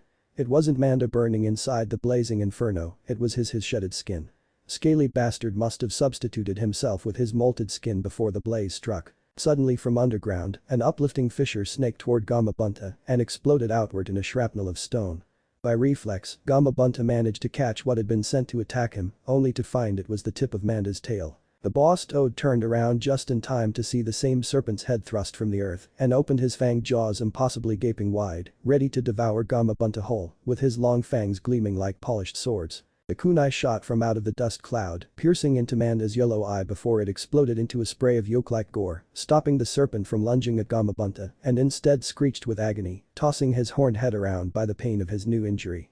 The kunai must have had an explosive tag tied to it. A second later, Gamakudo shot out from the dust cloud on the opposite side of Manda head, legs outstretched from his powerful leap, and slashed out the giant serpent's left remaining eye with his sword in a quick cross-cut, effectively blinding the snake summon as the eye fluid spilled from the ruptured membrane like a gel capsule. Hardly believing his luck, Jiraiya turned to where the kunai came from and sighted Naruto beside Shizune with Gamafueashi perched on the orange-clad Genin's shoulder with his sword drawn. Never thought I'd feel happy to have that brat with me at a time like this. I owe you one, brat. A flicker of movement at the peripheral edge of his vision drew his attention upward and suddenly Gamabunta's Nadachi dropped from the sky and impaled the giant serpent boss summoned through his head, pinning him to the earth. The blade sank completely to the hilt through the skull and rock, killing the serpent instantly. Perched atop the hilt of Gamabunta's Nadachi was Tsunade herself, having been the one who must have used her chakra-augmented strength to throw the giant weapon. Manda's lifeless body twitched in nervous spasms and jerky movements. Neither Jiraiya or Tsunade had time to praise their sudden advantage when Orochimaru, still perched atop Manda's head, shot his whip-like tongue out from his gullet, extending over 30 feet, and snapped tight around the busty slug Sanin's throat in an attempt to strangle her. But before he could get any leverage on her, Tsunade took the snake Sanin's tongue and, like a fisherman reeling in his prize, yanked Orochimaru straight off his feet and into the air directly toward Tsunade's fist. The cracking strike of Tsunade's punch broke the Nukinen's jaw and he hurriedly disengaged his tongue from Tsunade's throat before retreating back from Manda's lifeless body. Waiting on the ground was Kabuto, still kneeling as his severely weakened body had no more strength to support itself. Orochimaru hopped unsteadily toward his servant, still adjusting to his balance, since his one eye had to overcompensate and, in effect, removing his depth perception. It wasn't until he landed on his feet beside the gray-haired medic Nin that he turned around to face Tsunade and Jiraiya one last time. The sight that greeted them gave both Senins pause. The skin around his face, particularly around the empty eye socket where his left eye had been ripped out, was flaked away, revealing smoother skin beneath it, as though he were wearing a mask. His left cheek was swollen and discolored from having been shattered by Tsunade's punch, his nose crooked by Naruto's blow, and his jaw drooped at one side, also broken by Tsunade's most recent punch. Despite the obvious beating he had taken for the past 10 minutes, the only signs of fatigue he showed was his heavy breathing. His right eye, his last one, still bared a sharp look like the eye of a sadistic demon. Out of the blue, Orochimaru started laughing. "This isn't the last you'll see of me, I promise you. I will exact my revenge and crush Konoha to dust. I will slaughter everyone in your pathetic village." He turned his one eye toward the slug Sanin. "And Tsunade. Don't think you were my only option to restore my arms. I will regain all my strength, and when I do, I swear you will be the last to die to witness everything you've ever fought, killed, and lived for be removed from this world before your eyes. Then I'll have the personal satisfaction of killing you myself." While Tsunade puzzled over the spectacle of Orochimaru's mask, Jiraiya understood clearly that his ex-comrade had succeeded in developing his body switch ninjutsu. "I knew something didn't feel right when I fought him before. He must have switched his soul into another body before he left Konoha." Nearly 20 yards behind Tsunade and Jiraiya, Naruto barely heard the snake Sanin spout on about his vengeful plans. Although his injuries were all healed, his adrenaline was slowing to a stop just as exhaustion was finally setting in on him. His legs buckled beneath him, knees scraping the hard dirt as his breathing grew heavier and sweat began pumping from his skin. The glance to his right revealed Shizune was in a similar state of exhaustion, barely managing to stand upright. Their fatigue was finally catching up to them. "I gotta attack while the snake bastard is distracted," Naruto thought, frantically rummaging through his weapon pouches to find a kunai. He had none left. "Damn it. I'll be damned if both Kabuto and Orochimaru escape. Where's another kunai?" The glimmer of reflected light sparkled in the corner of his eye, drawing his attention. The same kunai with the fake explosive tag he'd used against Kabuto earlier had been kicked up during the two serpent summons' first attack with the debris. Only 15 feet away. He glanced back at the group, trying to determine when to go into motion. In what must have been only a minute that seemed to last hours, Orochimaru and Kabuto were just about to retreat. The demon vessel knew his chance now. With an explosive burst of speed, Naruto sprinted after his fallen kunai, dived into a roll while simultaneously closing his fingers around his prize. He rode the momentum of his leap onto his feet, turned, and drew his arm back for a throw. Unconsciously, he channeled his chakra energy through his hand into the throwing knife as he would with a Rasengan and spun the energy inside the kunai just as he launched the knife toward its mark with all his available strength. The kunai flew like a crossbow bolt. Sailing past the surprised faces of Tsunade and Jiraiya, the kunai shot toward the two Nukanins. When Kabuto realized the kunai was targeting him, he twisted aside, a second too late. His head snapped back as the kunai pierced into his forehead, embedding through the skull and into brain, killing him instantly. He fell backward with a dull thump onto his back. The cloud of chakra he'd been emitting that would teleport him to safety all but dispersed into nothingness, clinging to him and leaving a smoky trail of his backward descent. No one moved. For the longest time, stuck as if in a standstill, the three great Sennin stared at the unmoving body of Kabuto. Then Orochimaru leveled the malevolent glare Naruto had ever seen at him, a single expression that revealed every ounce of his fury. "How dare you," he hissed menacingly, narrowing his one eye in rage. "You'll pay for that, demon brat. I think I'll kill you first once I regain my arms." The ground under Orochimaru's feet suddenly uplifted, cracking, and he began to slowly sink into the earth like quicksand. "But for today, I must retreat and heal my wounds you gave me. But don't get comfortable, I'll personally see to killing you myself as slowly and painfully as possible." If anything, Orochimaru's threat only amused Naruto. His mouth broke out into a face-splitting grin, but his one eye issued a threat in itself. He held up the eye he took from the snake Sanin, pinching it between his forefingers and thumb. "You know what they say, Orochimaru. An eye for an eye. You took my eye, I took yours. You killed Sarujichi, I killed your henchman. A fair trade, isn't it? Of course," the Jinchuriki continued, "I still have to pay you back for killing me. That attack you used to attack Aba-chan speared your sword through my heart. I thought for sure I was dead when I felt my heart stop beating, but I guess I'm pretty damn hard to kill completely." He clenched his fist, barely holding back from crushing the yellow, sharp-slitted eye. "Don't think this is the last time you'll see me, snake bastard. The next time we meet, I promise you, I'll take everything else from you. I won't even spare your soul." Orochimaru sneered contemptuously, half his body already buried under the ground to make his escape. You make a promise you can't keep. It was Naruto's turn to sneer, pocketing the snake Sanin's eye. I've never made a promise more easily kept. Skulk back into whatever hole you hide yourself in, snake. I'll take your life soon enough. He narrowed his gaze, sharp as a razor, into Orochimaru's eye as his body sank deeper into the earth. And unlike you, I don't threaten, I only promise. But the final rock-grating rumble, Orochimaru was gone. Neither of the two Senins bothered to follow. Jiraiya had a broken leg and several fractured ribs, along with his chakra acting erratically. And Tsunade was too drained to even stand after all the medic ninjutsu she'd used in one day. She and the Toad Senin would need time to recover. Naruto walked past them, a slight limp in his step as his exhaustion was sinking into his bones and weary muscles. He stopped at the sprawled, spread-eagle body of Kabuto, the kunai still stuck inside his forehead.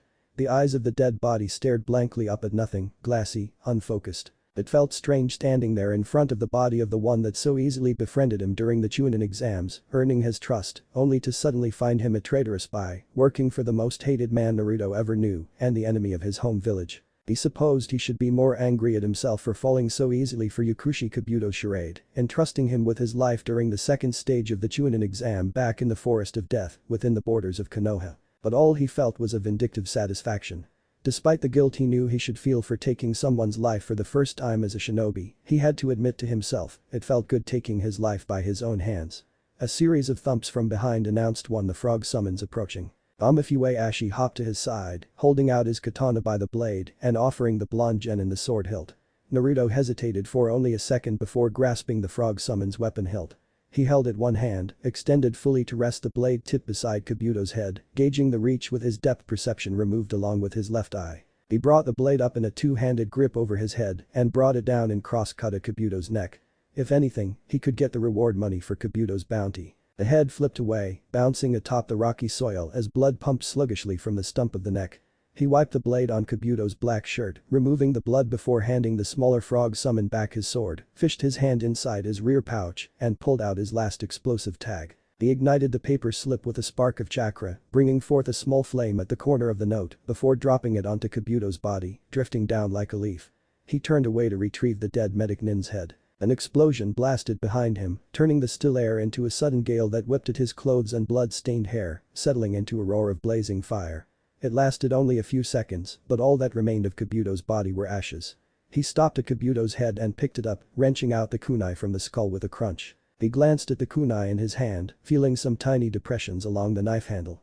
Suddenly he remembered this same kunai being what the demon of hidden mist, Zabuza, had used to cut off the head of Gato.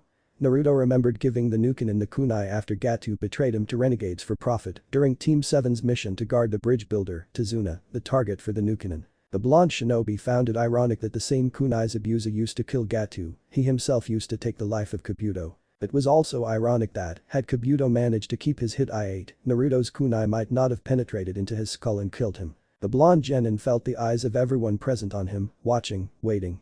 On a sudden impulse, perhaps from the satisfying experience as with Orochimaru, Naruto jammed his forefingers inside the eye socket and ripped out Kabuto's right eye, snapping it off the optical nerves and muscles.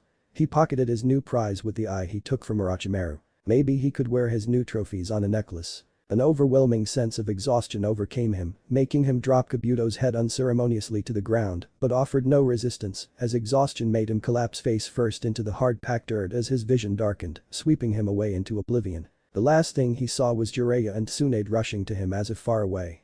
Strangely, he could have sworn the voluptuous slug Sanin turned into an old woman with wrinkled features, her expression distraught. Naruto awoke lying in the same bed in the hotel room Jiraiya had ordered before the whole battle began. The sunlight coming in from the window suggested it was early morning, meaning he had been asleep for half a day or more. On his chest was a multicolor spotted cat named Chuu, the hotel manager's playful pet that Naruto took a liking to the first day meeting the feline. He scratched Chuu behind his ears, earning a purr of approval as it nuzzled his hand. He turned to his left to find Jiraiya and Tsunade sitting in wooden chairs on the left side of his bed, obviously waiting for him to awake. They had evidently changed and cleaned their clothes after the battle, and Naruto checked himself for a quick moment, finding his orange jumpsuit gone. He wore a black long-sleeved shirt and loose brown trousers, and Tsunade's jeweled pendant necklace hanging around his neck. Finding his vision halved, as he remembered Orochimaru's kusanagi cutting into him all too vividly, Naruto reflexively touched around his left eye, his fingers coming into contact with the rough leather texture of an eye patch. He turned back to the two Sanin beside his bed. "How long was I asleep?" "Nearly a whole day," Jiraiya answered. Tsunade managed to heal the rest of us after the battle, once we'd gotten back to the hotel. He jerked his thumb toward the door. Shizune will be back for some extra clothes for you. I trashed your jumpsuit, it was just tatters and ribbons anyway. Naruto nodded absently, scanning across the room before his gaze settled on a ragged gray cloth bag on the table near the corner of the room. He turned back to Jiraiya with a raised eyebrow. Kabuto's head, the toad Sanin answered bluntly.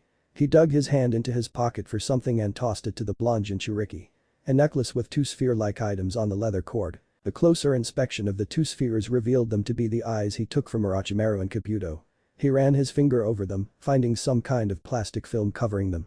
No doubt some preservation material. He slipped his new necklace over his head, resting above the jeweled green pendant Tsunade had given him. When he turned back to regard the two Senins, their expressions were suddenly grave and serious. It was Tsunade that spoke first. I think you better go look in a mirror. And take off the eye patch. A lot had happened while you were asleep. You'll see for yourself. Bread dropped into his gut like a lead weight. Sparing no questions, Naruto shoved off his bed leaving an irritated Chuo which yielded in protest to his resting spot and went into the bathroom. He flicked on the light switch and stared at his reflection in the mirror.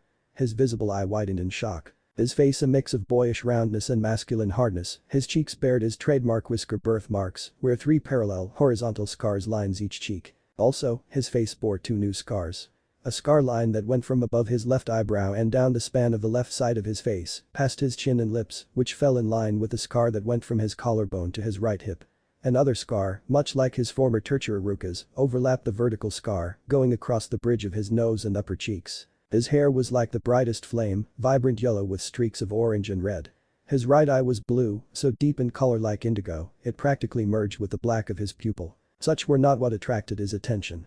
His skin tone, once a light tan brown, was now pale as bone like a corpse's. Only someone was lost a considerable amount of body heat could turn as white as his skin. He touched his face still warm, and his confusion grew. Remembering what Tsunade said about the eye patch, Naruto brought his hand up and slowly lifted it away. A sudden feeling of vertigo assaulted his sense of sight, offsetting his visual balance, as though one eye was too powerful for the other to keep up. Waiting for his vision to adjust, all the while wondering how his left eye survived the deadly blade of Orochimaru's Kusanagi, he found his answer. Staring at him from his reflection, 2 eyes of different color met his. His right eye blue, the left eye that should have been ruined, was now primal red with a cat-like pupil. The same eye as from the Kyuubi no Kitsune. He heard Tsunade speaking behind him as if from far away. Shizune and I tried to find what was causing your skin to pale, but our diagnosis couldn't find anything abnormal. When we were removing your tattered clothes, Shizune inspected the damage done to your eye to see if we might repair with our medic ninjutsu, but instead your eye's just been replaced, I think. The chakra coils connecting to your red eye are directly linked to the seal. Tsunade paused, staring at Naruto's back facing her. I'm sorry. There's nothing Shizune could do to change what happened to you. We can't alter the chakra coils around your eye without completely taking it out, nor could we do anything about your scars. The poison that coated the Kusanagi sword, it's made your scars permanent. I'm sorry I couldn't do more. The blonde genin was hardly paying heed to any of her consoling words. Naruto knew he should feel upset for the demon fox to force on him this unwanted gift. Tying directly to the seal and to the Kyuubi's chakra, the demon vessel knew his new eye wouldn't revert back to blue and hide the demonic orb. The sight of his new eye would only incite the rage of the villagers from Konoha once he returned. The changes the demon fox had done to him made him feel used, like he was suddenly less than human and just a tool that was just modified for the purposes of a demented demon he lived to hate. Instead, he smiled. I don't care anymore what I look like, Naruto thought to himself, remembering the scorn and hate almost every villager threw his way for reasons beyond his control. Let them think what they like. If they've got a problem with it, I'll kill them myself. I'm done being concerned for the massive trash that litters my home. Hardly caring where this strange pragmatism was coming from, he brought his hand up and touched his new trophies on his necklace. Besides, he thought with a wry grin, as Iro Sennin and Doki told me before, the Kyuubi's chakra is just as much my own. He and I are bound no matter what happens. I may as well use his power. Remembering also of his encounter with Doki, he laughed to himself. That was when he had to choose between 2 evils. Still, better to be half saved than wholly damned. Without another thought about this strange development, Naruto shoved the matter aside, thinking of dealing with it later. He turned back to more pressing concerns, turning to face Jiraiya. So, Iro Sennin, when do we leave for Konoha? Smothering the temptation to hit the brat over his head for addressing him with that demeaning title, Jiraiya said simply, we'll be leaving in 2 days. I just need to visit some of my informants to gather some more information about this group, Akatsuki. You remember them, I hope. Naruto nodded. Only 10 days ago, two S-class missing nin by the names of Hoshige Kisame and Itachi Uchiha paid him a surprise visit at their hotel room.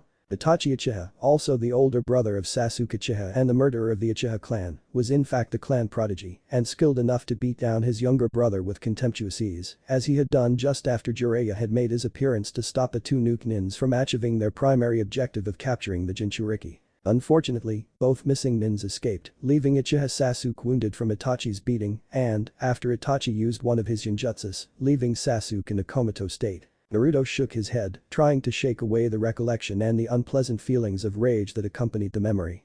Now wasn't the time to dwell on something that couldn't be helped. He looked back to Jiraiya. Say, Iro-sen or Jiraiya-sama, would you be willing to teach me something? The toad Sanin instantly became suspicious upon hearing the endearing addressment the spiky blonde shinobi used.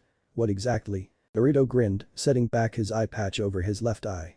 Amazingly, he saw through his right eye well enough as with both eyes.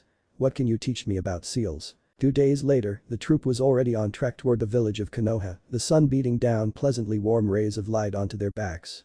Jiraiya, Tsunade, Shizune, Naruto and Taunton, the medic nin's pet pig, strode through a trail flanked on both sides by wide expanses of forest with evergreen trees.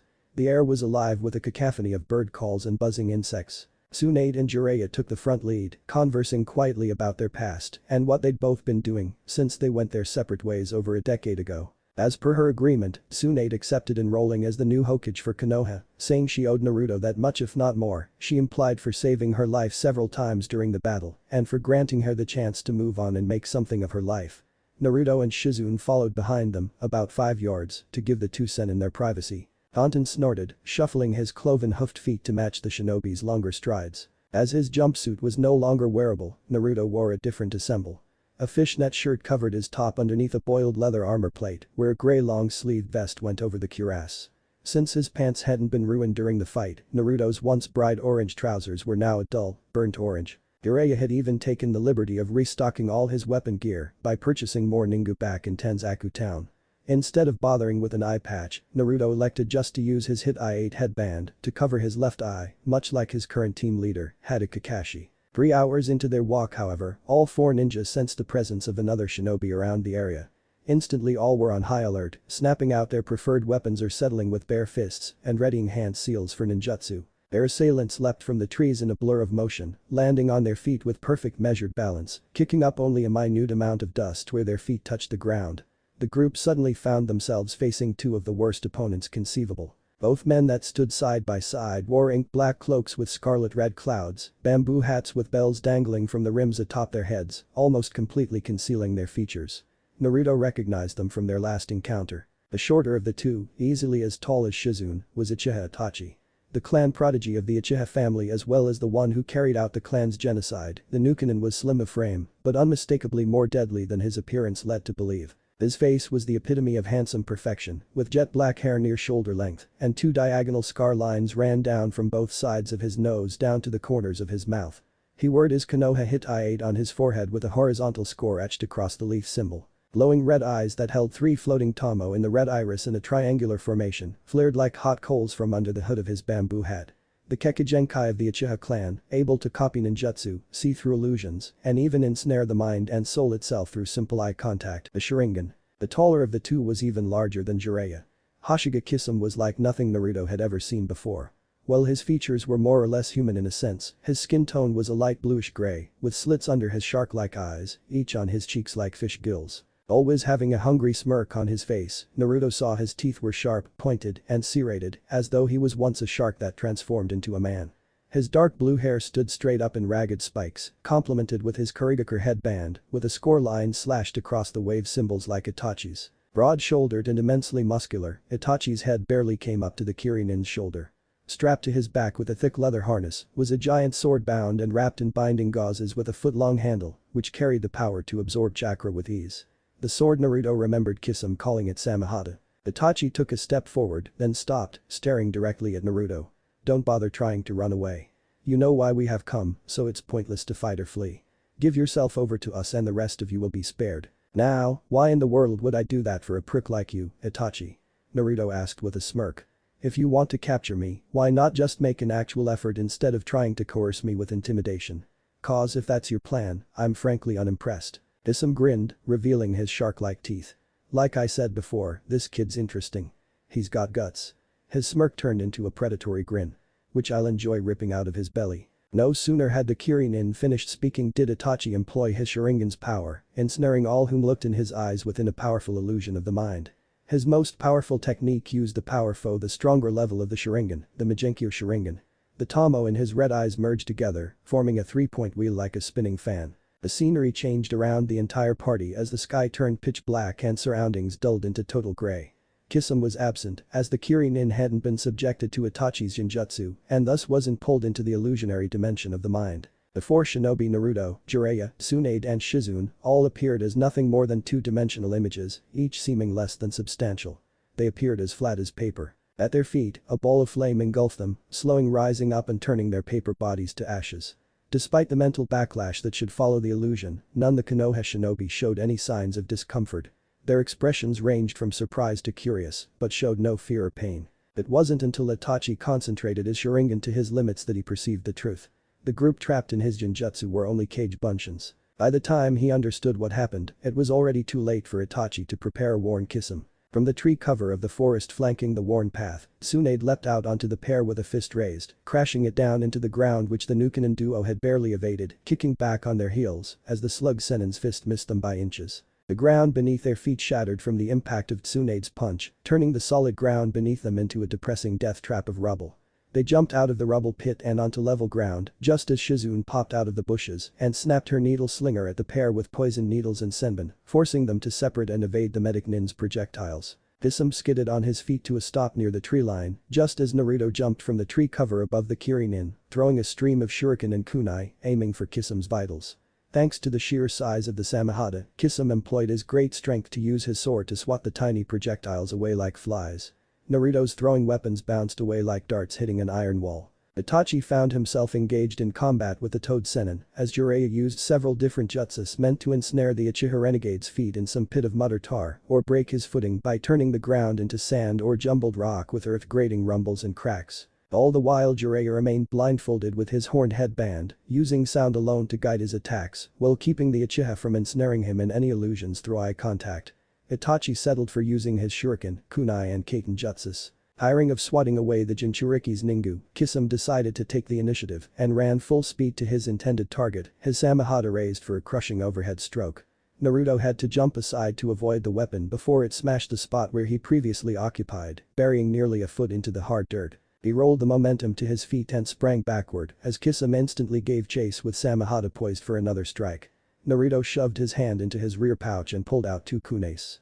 Gripping each in one hand, he threw them in opposite directions, embedding them deeply into the solid bark of the trees to his sides. Predictably, Kisum brought down his Samehada on the airborne genin, but before his weapon even came hitting its intended target, the Kirin felt a sudden resistance in his swing before his sword stopped still in midair, several feet away from even touching Naruto.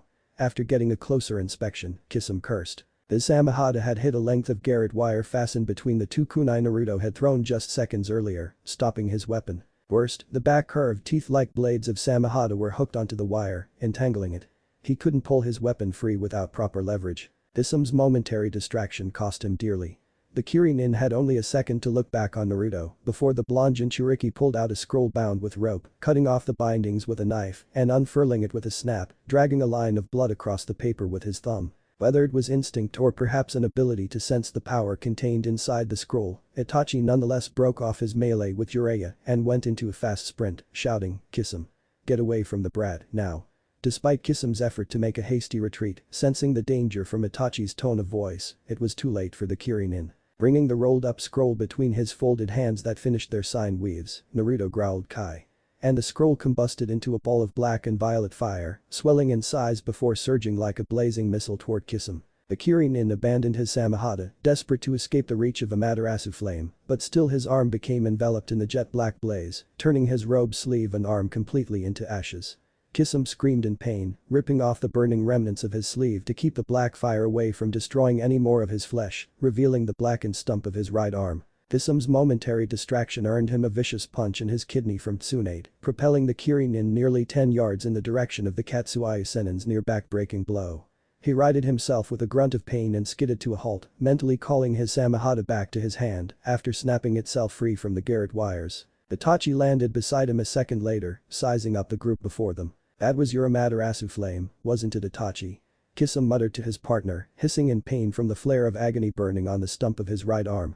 "The same flame you used to escape the Toad Senin's jutsu back at the hotel. Jiraiya-san must have sealed my flame away in that scroll and gave it to Naruto-kun before they attacked us." Itachi's voice carried a note of impressment. Naruto-kun actually made some of his Kage Bunshin's henge into the whole group itself to serve as a distraction while the real bodies kept hidden in the forest. They must have been expecting us. So what now? Our surprise attack is gone and I'm injured badly, both from the Amazon bitch's punch and the brat scroll. My arm's gone now. Hearing no response forthcoming, Kisame glanced down at Itachi, whom was staring in direct eye contact with Naruto. Oddly, the blonde Jinchuriki showed no signs of effect from any of Itachi's ninjutsus the Uchiha Nukenin would otherwise be employing upon making eye contact. Strangest of all, Naruto's expression showed only a grin.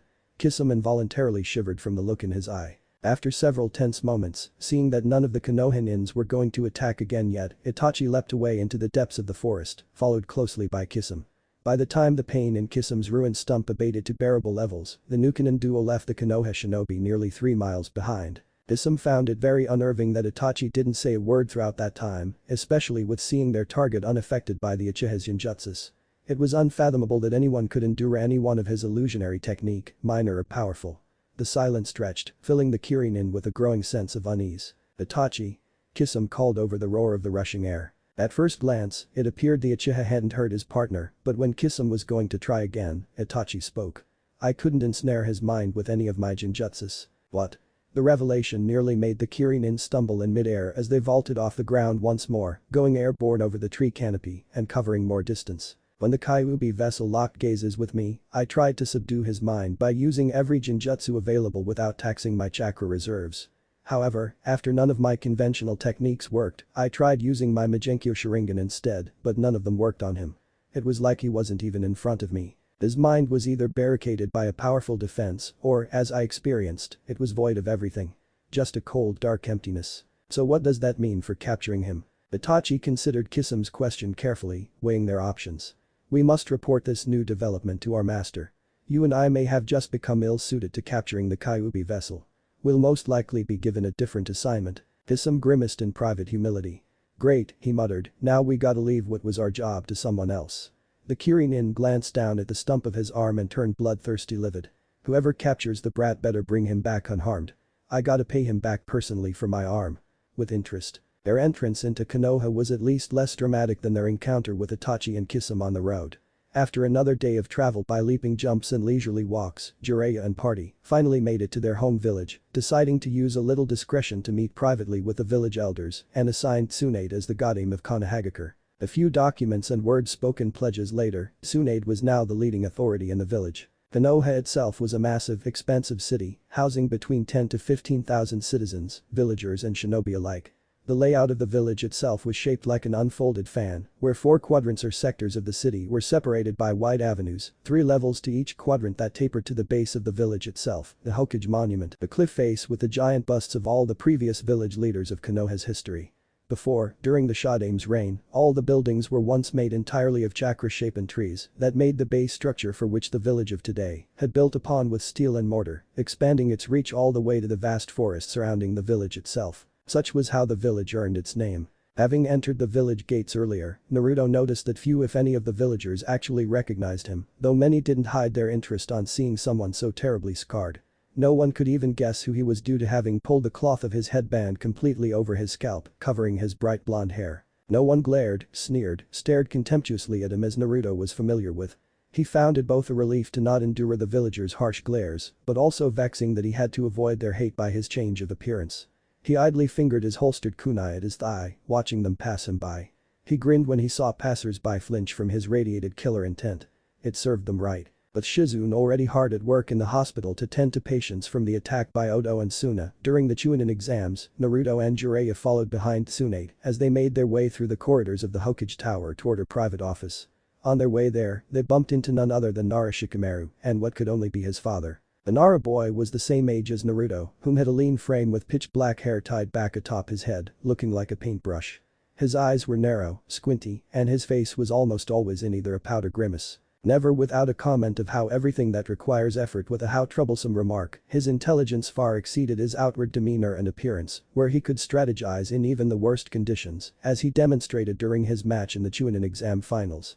He wore a wire mesh shirt under a green-hemmed gray vest and black ninja trousers. His father, whom Tsune'd call him Shikaku, was like an older version of Shikamaru himself, except for the ragged scars on his left temple and cheek, the goatee on his chin, and the green flak vest he wore over his wire mesh shirt. Upon seeing Naruto as well as his new clothing, Shikamaru drew up short, staring wide-eyed and somehow recognizing him.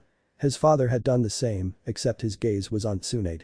Not in the sense of attractive interest, but more along respectful admiration.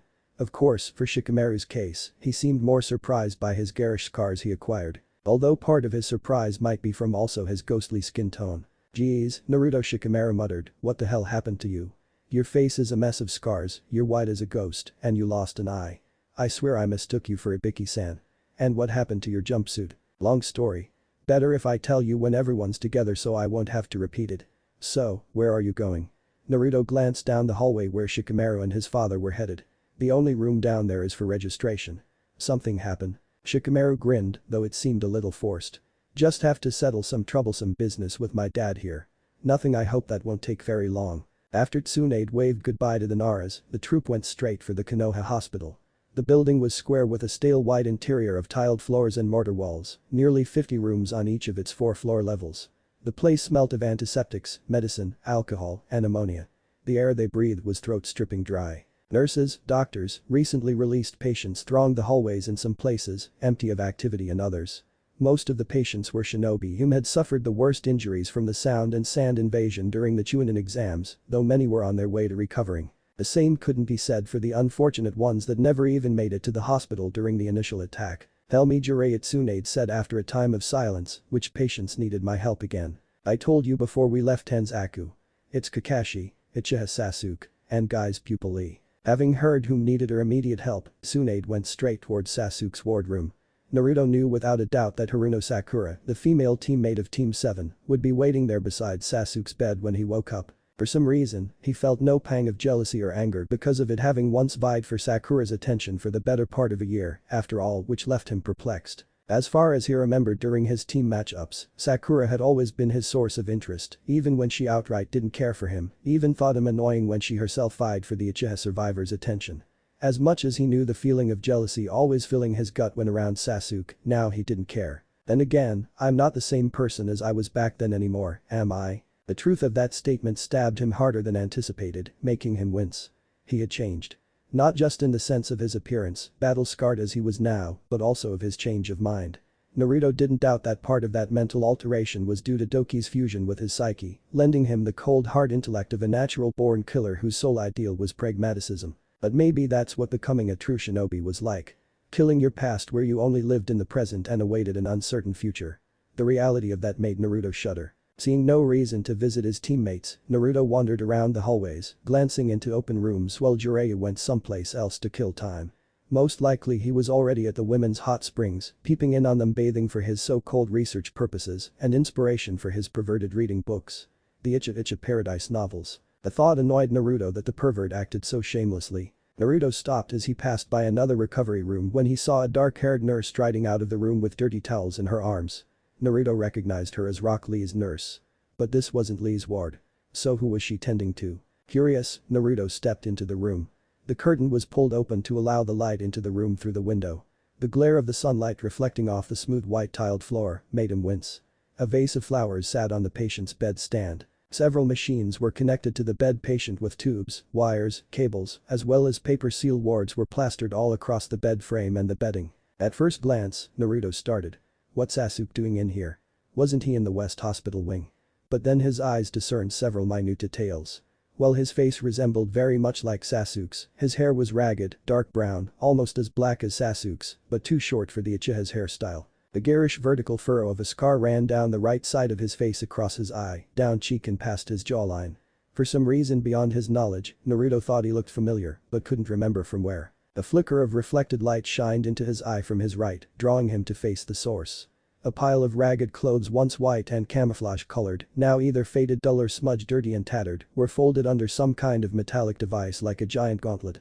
A closer inspection revealed several holes on one side of the device. A heap of bloody gauzes, most of them ripped and just tattered ribbons, rested beside the pile of clothes. Naruto pieced together the clues in 3 heartbeats. When he did, he finally remembered. He turned and stared at the patient with wide eyes. Careful not to make any noise, Naruto turned back and left Osu Kanuda's recovery room. After Tsunade tended to Naruto's sensei, Kakashi, as well as Sasuke with some chakra rejuvenation techniques to heal their minds after suffering from the after effects of Itachi's Magenkyo Sharingan, Naruto was called into the Hokage's office, where the slug Sanin sat waiting behind her new desk, which was littered with scrolls and stacks of unsigned papers. When Naruto arrived, Shikamaru was already waiting there with his hands in his pockets, obviously bored. Naruto looked around the room with a sweeping glance before standing straight at attention. "What is it you need of me, Hokage-sama?" Using such respectful endearments when addressing someone was unfamiliar to the blonde genin, but thought it prudent considering he was now serving a new village leader. Respectful formality was not optional, it was mandatory. Tsunade nodded with approval, pleased with Naruto's use of addressment before saying, "I'm glad you both found time to answer my summons, since I have something that might be of interest to you both. Just before healing the patients that needed me this afternoon, the council members and I had a meeting discussing about the Chunin exam applicants and finalists. Due to the fact that the Chunin exam had been interrupted, all the senseis of the Chunin exam applicant finalists were called together to give an evaluated report with their honest opinion through their expert observations of all the genins during their combat." "What for?" Shikamaru asked with a hint of annoyance. Why would the council care how someone fared during the Chunin exam preliminaries and finals, considering it was cancelled before all the applicants could even show their skills to the potential clients? Sound and Sand's surprise attack interrupted the tournament before it could finish. Because the council, as well as myself, deemed it necessary to promote the most qualified of the genins that made it to the Chunin exam finals to the rank of Chunin. The silence was so sudden, Naruto thought he heard a cricket chirp somewhere. Shikamaru looked like he, too, would keel over with surprise. "Shikamaru and I are being promoted to Chunin?" Naruto asked. Tsunade nodded. After careful and considerate evaluation, since the attack on the village had left quite a few shinobi either dead or unable to continue pursuing such demanding errands, it was in the best interests to select the best qualified among the genins to fill the vacancies in our forces. "Why just Naruto and me?" Shikamaru asked, "Weren't there any others that met requirement? You and Naruto here happen to be among the few that actually showed strategy during your matchups, proving that both of you show skill with improvisation and strategizing while on the battlefield." Some among the council and squad jounin, namely Kakashi, tried to encourage having Uchiha Sasuke being promoted, but the only thing he showed during his matchups was just a show of brute force and little strategy, despite the praise of skill he showed in his fights. But Konoha can't afford to have Chunin that just know how to fight, we need shinobi capable to plan and improvise on the field when on missions. Leaders that know how to lead shinobi into battle and weigh the risks. Now as for the others, that remains to be seen, but you two are the only genin of Konoha that will be promoted Chunin rank. The busty blonde woman reached under her desk and tossed Naruto and Shikamaru green Chunin flak vests with scroll pockets on the front. The two newly promoted Chuninins caught the vests easily, but stared at them with dumbfounded expressions. For Shikamaru, this meant he was now required to go out onto the field, risking his life for missions. Naruto, however, was very pleased he had outperformed Sasuke at something so substantial. Being teamed with the genin of the year and having him earn more credit than he deserved was a refreshing change and improvement. After slipping on his Chunin vest, Naruto rummaged through the pockets and felt some paper in his left pocket. He pulled it out and found a neat stack of money. He did a rough count of about 100,000 ryo. The amount made his eyes widen, such as with Shikamaru. "That's the reward money for Kabuto's head. Jiraiya delivered it just an hour ago and asked me to give it to you since he had to run an errand or something." Despite the light tone of Tsunade's voice, Naruto knew she suspected, as he did himself, that the only errand Jiraiya was likely doing was gathering research. Sometimes he wondered how people could put up with the man's perverted habits. Shikamaru turned to Naruto. "Is she talking about the same Kabuto from the exam?" When Naruto nodded, Shikamaru's once bored expression became both demanding and eager. "Once this business is done, you've got some explaining to do." "Fine. But let's wait for teams 10, 8, and Guy before anything else, alright?" Shikamaru nodded, though he was visibly impatient to hear what transpired. "Are we free to go then, Hokage-sama?" "You may be dismissed, Nara. Uzumaki and I have something to discuss before he leaves." "You may go." Reluctantly, eager to hear Naruto's story, Shikamaru bowed and walked out the office, closing the door behind him. "So, what did you need, Hokage-sama?" Naruto asked upon Shikamaru's departure. Tsunade didn't say much at first, but she reached again for something from her desk and tossed the blonde Chuan in a dark green pouch case, catching it in one hand and opening it to find several scrolls fitted inside it with some kunai shaped like none Naruto had seen before. He pulled one out and inspected it. The handle of the knife was longer than an average kunai, with a blade three-pointed and shaped like a reverse arrow, center blade longer than the two flanking blades, and a hilt ring at the butt of the knife. Naruto did a quick inventory of one of the scrolls in the pouch, each devoted to instructing methods of sealing and making different forms of ninjutsu. Jiraiya asked me to give these scrolls to you, Tsunade remarked after Naruto put away the roll of parchment. Be careful with them, because those are Jiraiya's personal scrolls which he made himself years ago. The kunais are an additional gift, so use them how you can. But let me make one thing perfectly clear, Uzumaki. Do not, under any circumstances, fool around with the seals and go haphazardly experimenting with them until you've read every one of those scrolls again and again, until you can devote it to memory and not cause a major catastrophe.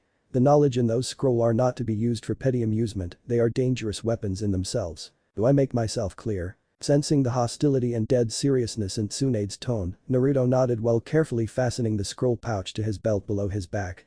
I understand completely, Hokage-sama. Satisfied, Tsunade went back to signing the documents littering her desk. Then you're dismissed. A giant cavern strewn with stalagmites and stalactites expanded nearly a mile in diameter and nearly 100 meters from floor to ceiling. Darkness pervaded the cave like a living shroud, while the squeaks of bats, flaps of wings, clicks from insects, pads of footfalls, and drips of water plinking from the stalactites dribbled water into still pools dotting the cavern floor, echoed traitorously. The amplification of all the sounds within the cavern were not natural, of course. It was thanks to a wide-fielded genjutsu that amplified every minute sound. If anyone intended to infiltrate the cave, the current occupants would know. Despite the pitch-black darkness where there was no light, two figures traversed through cave with practiced ease, stepping around or hopping above the jagged teeth-like stalagmites on the solid stone floor. Neither depended on needing light to see. The larger of the two could see better in the dark, while the second used his glowing red eyes to pierce the darkness of the cavern. Itachi and Kisame stopped before a clearing free of stalagmites, smooth and flat like the stone itself was molded down like clay. They stood at the epicenter of the giant cave, waiting for someone. Even in darkness, the two Nuknins wore their red clouded black cloaks and bamboo hats, the bells making no sounds due to a minor silent spell. Kisame's vision easily adjusted to the pitch blackness of the cave, allowing him to see in shades of gray. Just like a great white shark, much of his eyes were just a single black iris, allowing him to see even in total darkness. Due to an advantageous mutation, his eyes could even contract into human eyes, which helped when he was fighting in a world of bright lights and colors. Shimmering figures of lighter gray flickered in front of the pair, one instant there, gone the next, only to reappear again, back and forth like faint shadows. Their shapes were reminiscent of what Itachi and Kisame wore, though their height differed between them, as did their hairstyle. Itachi counted 5, meaning 3 were missing of the other 8 Akatsuki members. While 4 formed a circle on the borders of the stone clearing, one of the shimmering, shadowy figures stationed himself in the center of the flat. Itachi and Kisame knelt down to one knee, their heads bowed in subservience. The gray shadows of their accomplices did the same. Doing anything less would invite only their master's wrath. The aura he radiated alone demanded absolute respect. Report. His voice was powerful, carrying the weight of his strength despite how softly he spoke. Pain-sama. I regret to inform you that there has been some complications upon capturing the Kyuubi vessel. Itachi hoped his explanation would suffice. Skilled and powerful as he might be, he was no match for the leader of Akatsuki if he chose to make an example of his failure. The eyes of Pain's silhouette narrowed, where a unique eye condition characterized by a number of concentric circles around the pupil, revealed even in the shadow projection. Elaborate, Itachi. After Itachi gave a recount of what happened, Pain turned silent, thinking. Kisame even showed his burned arm. Whole again after using a complex application of a Mizu Bunshin, the whole shoulder was black as fresh ash, charred and burned. But after which, the Uchiha prodigy revealed something none of the Akatsuki members believed.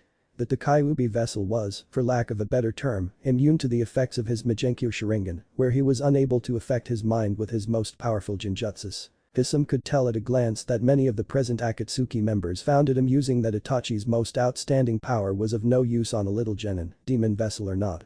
He gripped the handle of his massive sword, Samehada, at his back, looking at each of the Akatsuki members in turn, and felt very inclined to see how far their impudence stretched. Pain silenced their muted chortles with a single glare. They instantly shut up. He turned back to Itachi.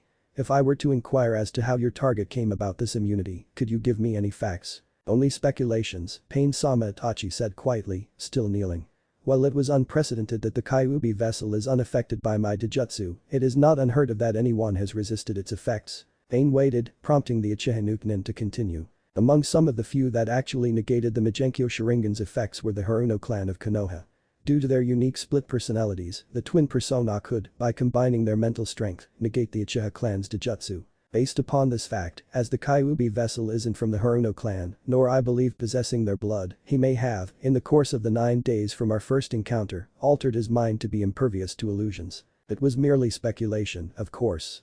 Itachi had no idea what might have happened to the Jinchuriki that changed him so profoundly, but he and Kisame had investigated the battle-scarred outskirts of Tenzaku after their failed ambush. After finding the incinerated carcass of a giant snake all but solidified Itachi's earlier suspicions that Orochimaru had been in the area and fought against the other two Sanin and the demon vessel. A quick glance up in the face of Pain's shadow projection, Itachi understood that his master already knew what transpired back at Tenzaku, and that Orochimaru has shown himself again. Nearly a decade ago, Orochimaru had joined Akatsuki after leaving Konoha due to having been exposed for his experiments on the victims he captured from his own village.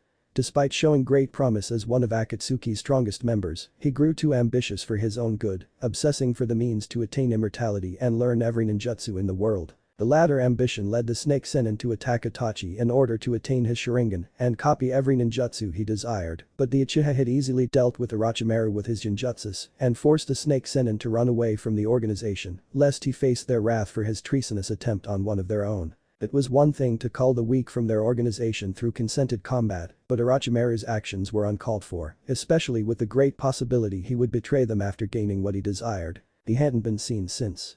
Until now. There was still the issue of how the Kyuubi vessel acquired his newfound mental defenses, but it all summed up to one conclusion: the Kyuubi no Kitsune itself. The vessel and the imprisoned demon spirit were becoming one. Itachi glanced to his left toward two mandible-like jaws projected from his shoulders, enveloping his head in what looked like a Venus flytrap with large curved fangs that trapped Zetsu's head inside his chitinous case. While Itachi had never seen Zetsu's technique, there was no question that the plant-like Akatsuki member was a master of espionage, able to merge with any natural material and move across vast distances almost instantly, putting his eyes in place to observe events and relay them to their master. No doubt he had been watching the entire battle between the three Sennin from afar before giving his report to Pain. Since your first attempt to capture the Kyuubi vessel was unsuccessful, we must alter our plans and collect the other Jinchuriki and Bijuu scattered across the continent. Seeing as how the Kyuubi is the strongest among the Bijuu and his host stronger than anticipated, we will wait until the time is right to capture him again. Pain turned to one of the shadow projections of a man wielding a three-bladed scythe. Send for Kakuzu and go to Kumagakure. Find and monitor the Jinchuriki there, but do not engage it in combat until everyone is present and ready for the ritual. Afterward, return here immediately. Understood, Haiden. The shadow projection of Haiden bowed before his silhouette vanished, having been dismissed. Pain turned back to Itachi and Kisame. Since you failed to capture the Jinchuriki, I have another assignment for you too. Go to the remote villages settled on the borders separating Konoha and Iowa. Coerce them into a frenzy and have start raiding parties. We need a good distraction for Konoha and Iowa until the time comes to implement our final project. Itachi and Kisame nodded in acquiesce, trudging away with a bitter taste in their mouths.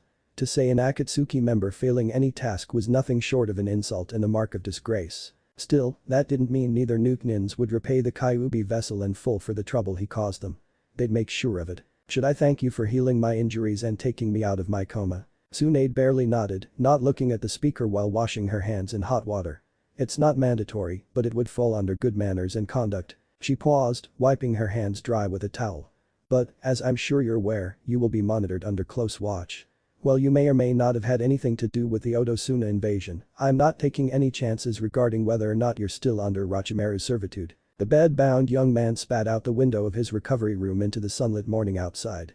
I'll personally see to killing that cold-blooded son of a bitch in his sleep when I can. Tsunade turned around, facing the young man in the hospital bed. Then do you agree to cooperate with us? Osu Kanuta shrugged. I'm not going to start going on a rampage, but until we reach a bargain, I'm keeping what I know to myself. Tsunade nodded. Given the young shinobi's circumstances, she expected no less. What happened during my absence? Dosu asked. The Godin kept her face perfectly neutral, staring at Dosu's profile.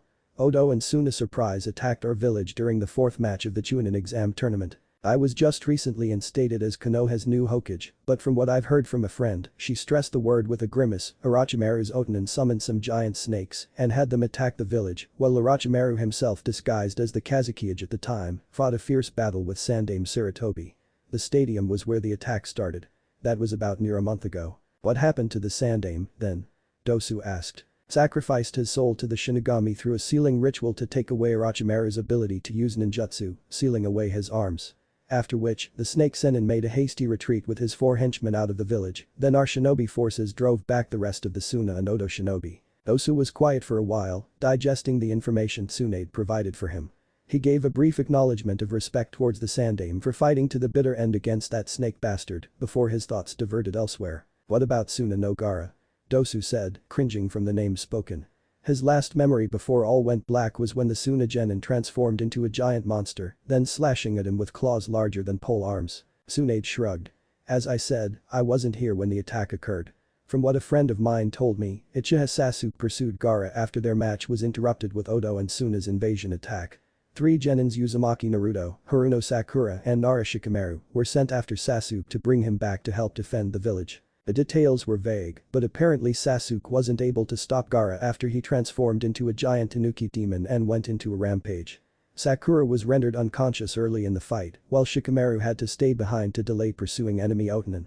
Naruto then had to fight Gaara and managed to beat him after summoning a giant toad for assistance. Had Naruto not defeated Gaara, he would have leveled Konohagakure into ruins. This information is confidential, of course. Dosu shook his head, unable to believe that giant demon monster that so easily nearly killed him was beaten by a clumsy, boisterous genin that was perhaps more hyper than a shrew on a sugar high. Tsunade's voice cut through his silent musings. I've left you some clothes under the window since your other articles were shredded beyond repair. I'm leaving an Anbu outside your room to escort you to Hokage Tower, where I'll have you wait in my office for further instructions. I'll be going now to finish up on helping any other hospital patients. Good day, Dosu Kanuta. Before Tsunade left the room, Dosu called out. What happened to my teammates? You'll find out for yourself when you leave. Then Tsunade turned, opened the door, and left. The sound of the door closing shut was like the judge's hammer finalizing his sentence. Something on your mind, Naruto? The blonde Chunin gave a small start at Tuchi Ichiraku's voice, but shook his head negative. I'm fine. I'm just a little distracted is all. The ramen chef looked worried by Naruto's reply, but shrugged it off as none of his business. Whatever you say. Just don't hesitate to talk to me or AM when you need an open ear.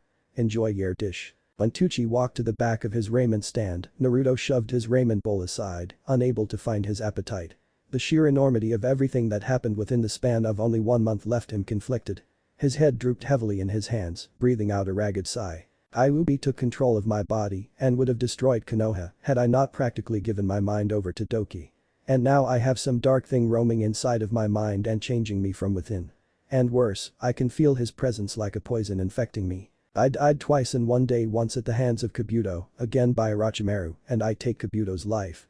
But I don't feel regret for taking a human life, I only felt satisfaction. Especially after I took both the traitor's eye and the snake bastards. Am I really just as much a bloodthirsty monster as the demon fox inside me? Scarred by Orochimaru's sword, and the Kyuubi gives me an eye his eye and replaces the one I lost to Orochimaru's sword. Pale as gray and disfigured, I look just like a resurrected corpse. Thank you very fucking much Kyuubi, you hairy son of a bitch. Naruto blew out a frustrated breath. He felt so damn confused. What was happening to him? Why did he feel so drained?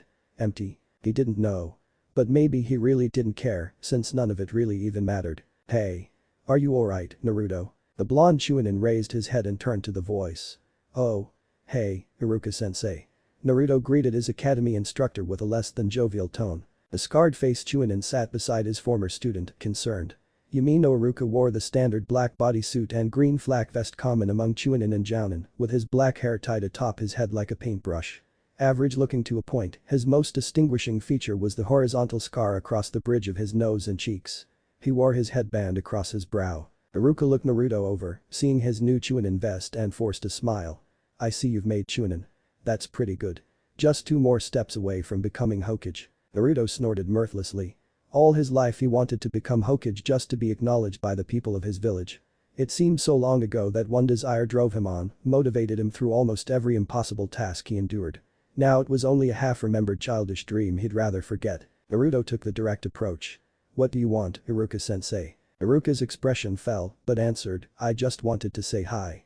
I mean, you've been gone for weeks and I was worried about you. What happened to you anyway? Jiraiya took me along with him to find Tsunade to be the next Hokage. When we found her in Tanzaku town, Orochimaru was already there with his subordinate, Kabuto.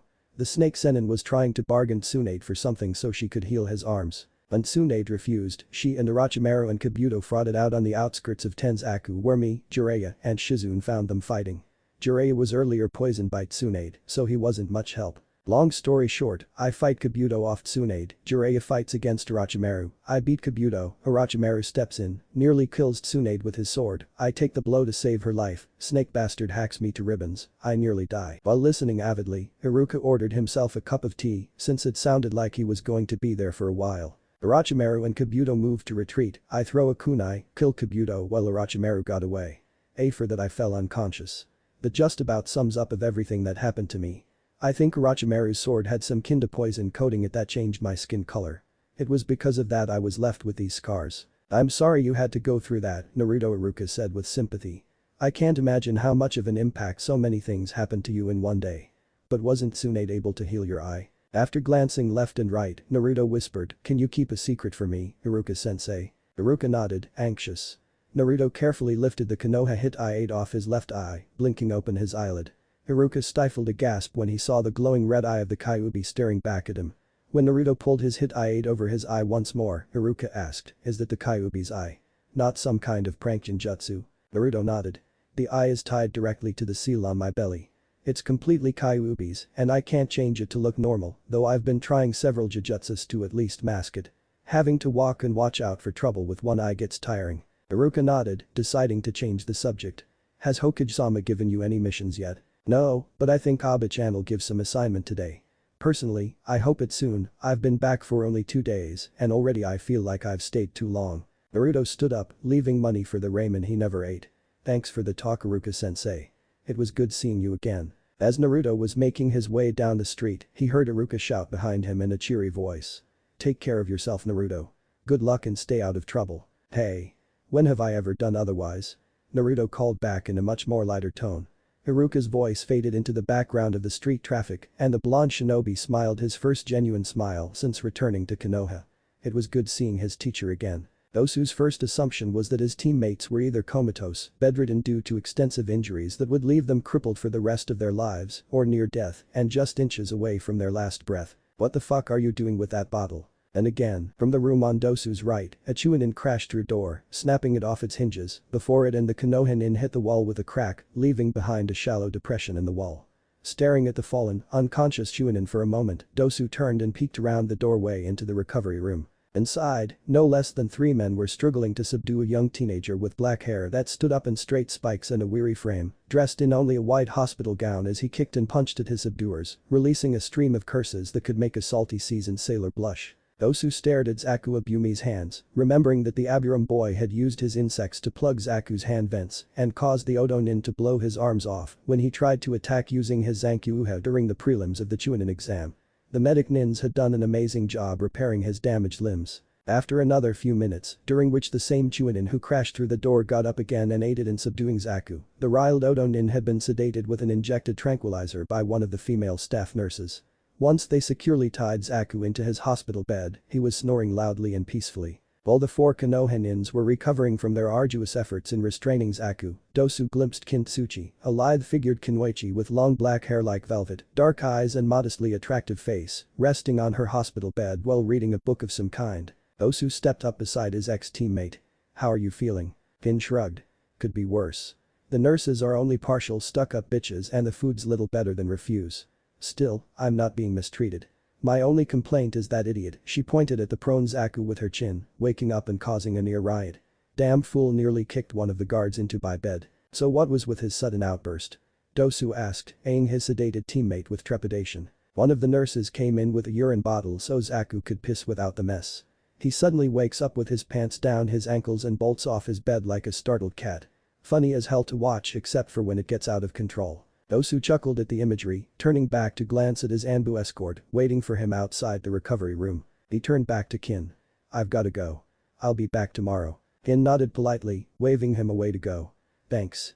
See you, Dosu. Once Dosu left the room, Kin stared longingly at the doorway, hoping to get back on her feet and run free again with her teammates. Zaku's snores had quieted down enough to a more bearable level. Kin tossed her book away, uninterested anymore in reading with so much on her mind. Fuck doctor's orders. I need to move my feet. Uchiha Sasuke wasn't what most of the villagers would expect him of, actually showing more emotion than stoicism, but today he felt entirely furious. The reason behind his anger could be summed in one name. Uzumaki Naruto. Despite his drastic change in appearance, Sasuke couldn't bring himself to accept the Naruto of now as the same person he was before his repeated failures in school. Watching his teammate act like a fool was normal. But knowing now, after observing him for nearly a whole year and hearing about him reaching Chunin rank, that Naruto had deceived everyone. He wasn't a real klutz, but a damn good actor just to get some attention. Several factors summed up to Sasuke's recent disdain of the blonde Chunin. For one, Naruto managed to defeat Gaara of the Sand while being able to summon not only a literal army of cage buncheons, but also conjuring a giant toad to battle against the crazed monster after he transformed, showing a level of power above and beyond anything he'd shown back at the Genin Academy. Back then, he was just the class clown, the dead last. While he, Sasuke Uchiha, the proud survivor of the Uchiha clan and top of his class shinobi, couldn't even so much as effectively wound Gaara as he changed into a monster of sand. What have I been doing all this time? He asked himself for perhaps the 100th time since after his fight with Gaara. While Naruto was constantly growing stronger, he himself felt like he was being left behind. Reason 2 for his anger toward his blonde teammate. Itachi and his partner, Kisame he was called, showed no interest in Sasuke's presence, as though he was no more significant than a fly. After killing their parents before his eyes and bringing near total genocide to his clan, he should have at least acknowledged him after everything he'd suffered. To add insult to injury, Sasuke's every attack was easily diverted and evaded, while Itachi used only a few taijutsu attacks to beat him down into a boneless heap. Pinned and helpless against the hallway wall of the hotel, Sasuke still remembered vividly what Itachi whispered to him. Pathetic little brother. Still too weak. Not enough hate. And then Itachi used his Migenkyo Sharingan and forced Sasuke to watch his clan's genocide over and over again for 24 hours in the span of a second that ripped his mind apart. He hadn't felt the same since, despite what the Godame had done to repair the damage. Too frustrated to even care about either going to his home or having lunch, Sasuke settled for going to the training grounds to let loose some of his pent-up aggressions.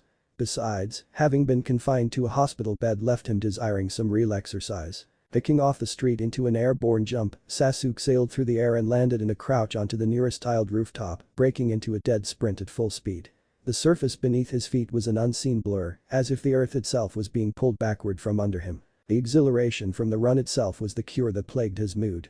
His expression was a mix of excitement and satisfaction as he neared his destination. So absorbed into his run, Sasuke was never aware of someone down below on the street shadowing him the whole way. When Naruto reached his home, he found the door to his apartment ajar and nearly off its hinges. Stepping inside, his once spacious apartment was a mess.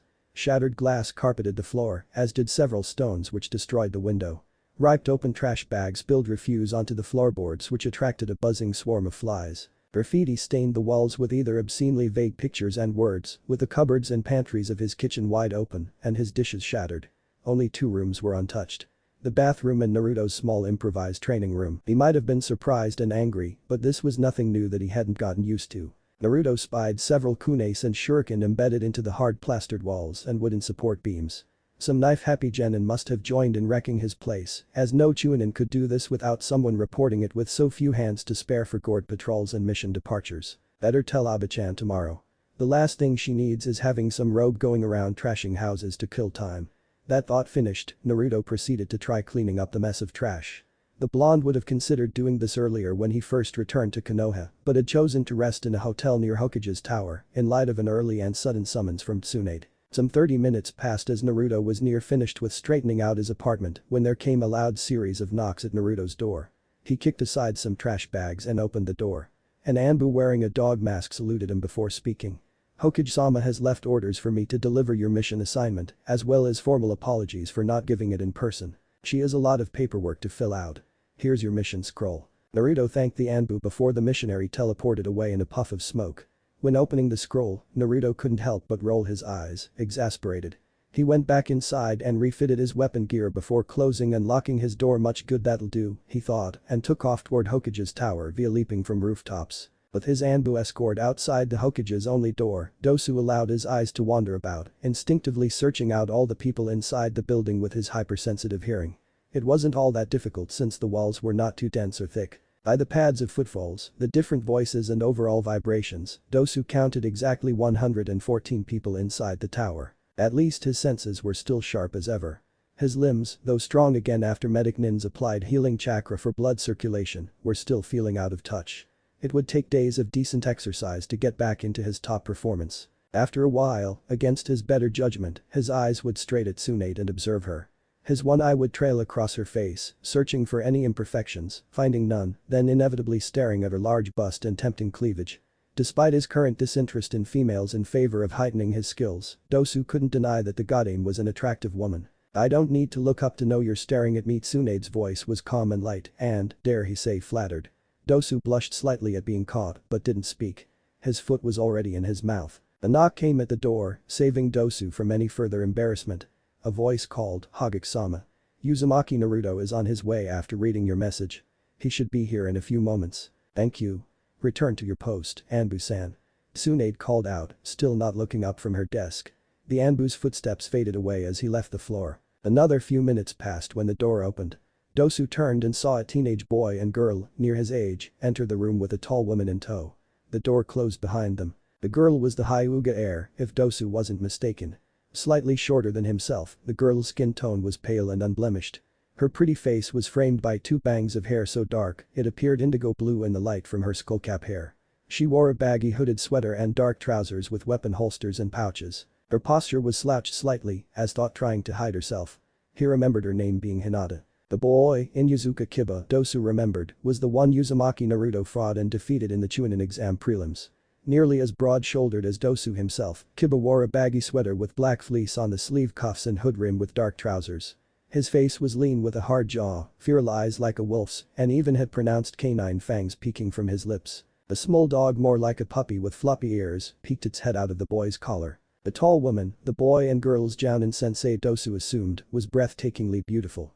Her long brown hair reached to her lower back, curling about like silky vines across her shoulders.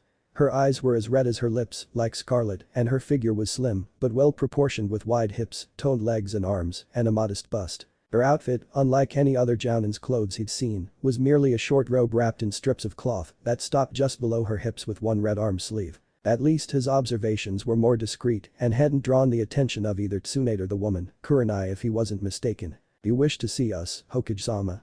Kurenai asked politely after she bowed with her students. Tsunade raised herself from her seat and walked around her large wooden desk. "I have a mission assignment for your genins, namely both of you, Hinata and Kiba. You'll be going to the west near the Fire Country borders where the daimyo had his spies report of renegades and brigands terrorizing the rural villages. This young man here," Tsunade gestured with her hand to Dosu, standing calmly with his arms folded, "will be accompanying you and one other. He isn't here right now, but he should be here shortly." Hinata chose to speak, albeit with a quiet stutter to her voice. "Ayano, Tsunade-sama, what about Kurenai-sensei? Isn't she coming with us as OR squad leader?" "Unfortunately Hinata," Kurenai said beside the Hyuga girl, "I'm going to have to work solo missions that require more Jounins going out into the field, probably for weeks at a time. That's why Hokage-sama deemed it necessary to have all available Genins be ready on standby in the village when we need more hands available if most Jounins and Chuninins were already on leave. This way Konoha can still have guards stationed inside the walls and territory and still have personnel available for mission duty." "So who's going to lead this mission?" Kiba asked with a slight sneer. "Hopefully not some arrogant guy with a stick up his." "Hey Kiba-kun." Hinata yelled out, her pale face now 3 shades of red. Will Kurenai's expression was furious, both for the brash boy's uncouth language and in front of the Hokage no less. Tsunade only smirked. Kiba's attitude reminded her of her first encounter with Naruto in the bar. Tsunade's smirk broadened. Kiba was about to get the surprise of his day. "Just wait a few moments. You'll see for yourself." "Ah, speak of the devil. Here he is now. Come in." Kiba was confused, as was Hinata, but then the door behind them opened and they turned to see who entered. At first, neither recognized him, though the sight of his grisly scarred face and stone-pale skin made them draw back. His hit-eye was pulled down over his left eye much like Hada Kakashi, the copy nin and Team 7's Jounin leader. One trait they noticed was how young he was. No older than themselves. Yet he wore a green flak vest, either a Chunin or a Jounin, but neither Hinata or Kiba had ever seen him before. But then Hinata spied the rust-orange trousers, the bright blonde hair that peeked out from under the cloth cap across his scalp, and unmistakable whiskers she loved so much. Even before she saw his dark blue eye, she knew who he was. "Naruto-kun." Naruto nodded, not looking at her and standing at attention beside Dosu, waiting for Tsunade's orders. Kiba's eyes were wide with shock, while Hinata barely suppressed a gasp, holding her small hands over her mouth. What happened to him? Mind telling me why you decided to write in the message scroll you delivered, please come to Hokage's tower to receive your assignment, when you could have just told the Anbu who delivered it to relay the message. I mean, for Kami's sake, that was Sanin. Hinata exhaled a small breath, relieved that he still sounded like himself, if a lot more controlled and mellow. Unimportant. I'm assigning you as team leader for this mission. Tsunade pulled out a small red scroll and tossed it to Naruto, who caught it in midair. All the details about the mission in there. You have 3 hours to prepare for departure, so I suggest you gather your supplies for a few weeks out in the open. You're dismissed. What about him? Naruto asked, pointing to Dosu. The said former Odonin hadn't moved an inch. You'll be taking him with you to aid in your mission. And this is non-negotiable. You're dismissed, Uzumaki. And good luck to your success. Are you sure about this, Hokage-sama?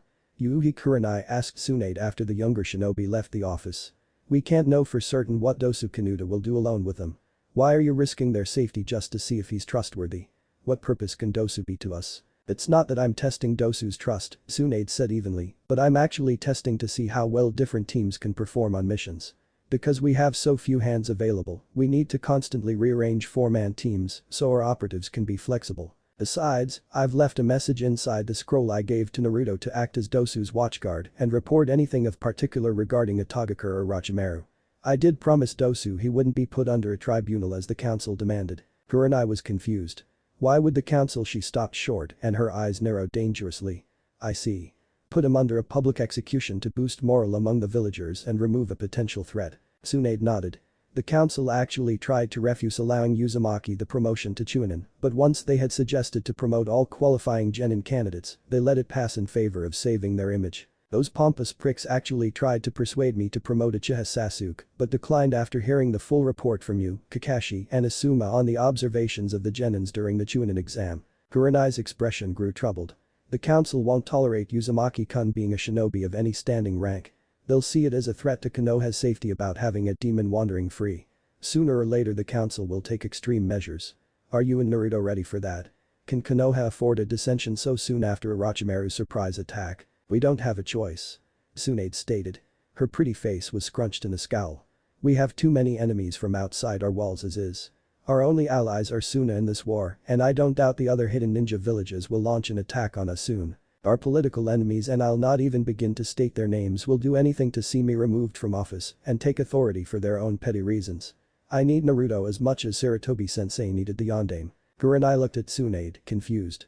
What does Naruto have to do with this? In that split second to speak, Tsunade's shoulders sagged, as if crumpling from within, and she appeared older than her Jinjutsu deceived. Take a seat, Kurenai. This will take a while to explain. And nothing of this conversation is to leave this office. Am I clear? Crystal. Good.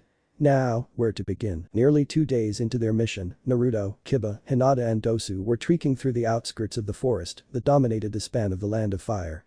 Taking the lead was Hinata, using her Byakugan to scan the area around them for signs of danger. Naruto took second position to give support with his Kage Bunshins, Kiba in third for surprise attack, and Dosu bringing up the rear. He was best qualified, as his acute hearing would spot trouble coming from behind. Why didn't Shino come with you guys? Naruto asked Kiba, whom was walking behind him. Said something about his dad deciding to train him and take him on missions with him. Since the war started, he figured it was as good time as any to get in more training with his family's art. Then Kiba shrugged. Or something like that. He used too many damn complicated words to really know what the hell he was talking about. I swear he reads a dictionary every night before going to bed since he was 5. Naruto hummed, nodding. Sounded just like Shino. What about you, Uzumaki? What did you do for the whole month you were gone? Our team had only a few missions between then, but we've been just practicing our teamwork. Anything interesting happen? It can wait until I'm ready to tell you. Naruto looked up through the tree canopy to the setting sun. Dusk was nearing. Let's set camp and build a fire. Kiba, go hunting. Hinata, stand watch. I'll patrol the area. Dosu, you're with me. Hinata and Kiba looked mildly wary about Dosu going off with Naruto without backup, but nodded and slipped their supply packs off their shoulders. Kiba kicked off the dirt and into the darkening forest, using his keen sense of smell to track for prey. Hinata took to building a fire with dry twigs and branches and dropped a lit tinder pick into the small pile of wood. Naruto and Dosu shrugged off their packs and took to the forest. After making a complete circuit around their camp, Naruto motioned Dosu to stop when they landed on the ground. Once grounded, Naruto conjured 8 cage buncheons and ordered them to scout the area, scattering like frenzied grasshoppers. I know this may seem unnecessary, but I want to make a few things clear before we continue our mission. 1. You do as I say, no questions asked unless you have plans for alternative courses. I'll need everyone's help in these missions, including you. 2. Unless I tell you otherwise, you do not stray from my side. I've been given express orders to watch you, and frankly, I don't feel ready to trust my life or anybody else's to you just yet until I see for myself you're trustworthy. 3. If under any circumstances you endanger me or my friends, I won't hesitate to kill you. I'll not have any friendly blood spilt because of your treachery or carelessness. Am I understood? Osu nodded. Perfectly. Naruto looked back to their camp. His eyes were hard, cold, and sharp. Like the knife in his holster. We're going off alone to deal with the bandits. I leave 2 of my doppelgangers to disguise as you and act as myself. We're doing this alone. Why do this alone? Dosu asked. No concern laced his voice, just curiosity. What do you hope to gain? But Naruto had already turned away, heading west under the darkening sky with the setting sun at their backs. His strides were focused and purposeful, and Dosu had no doubt what the blonde Chunin had in mind. With a resigned sigh, Dosu followed. Koiban hummed a merry tune as he and his 20-some comrades, all armed to the teeth with stolen weapons, marched to their home base. He was short, skeletal thin, and his robe was so loose, a gust of wind nearly always made him stagger.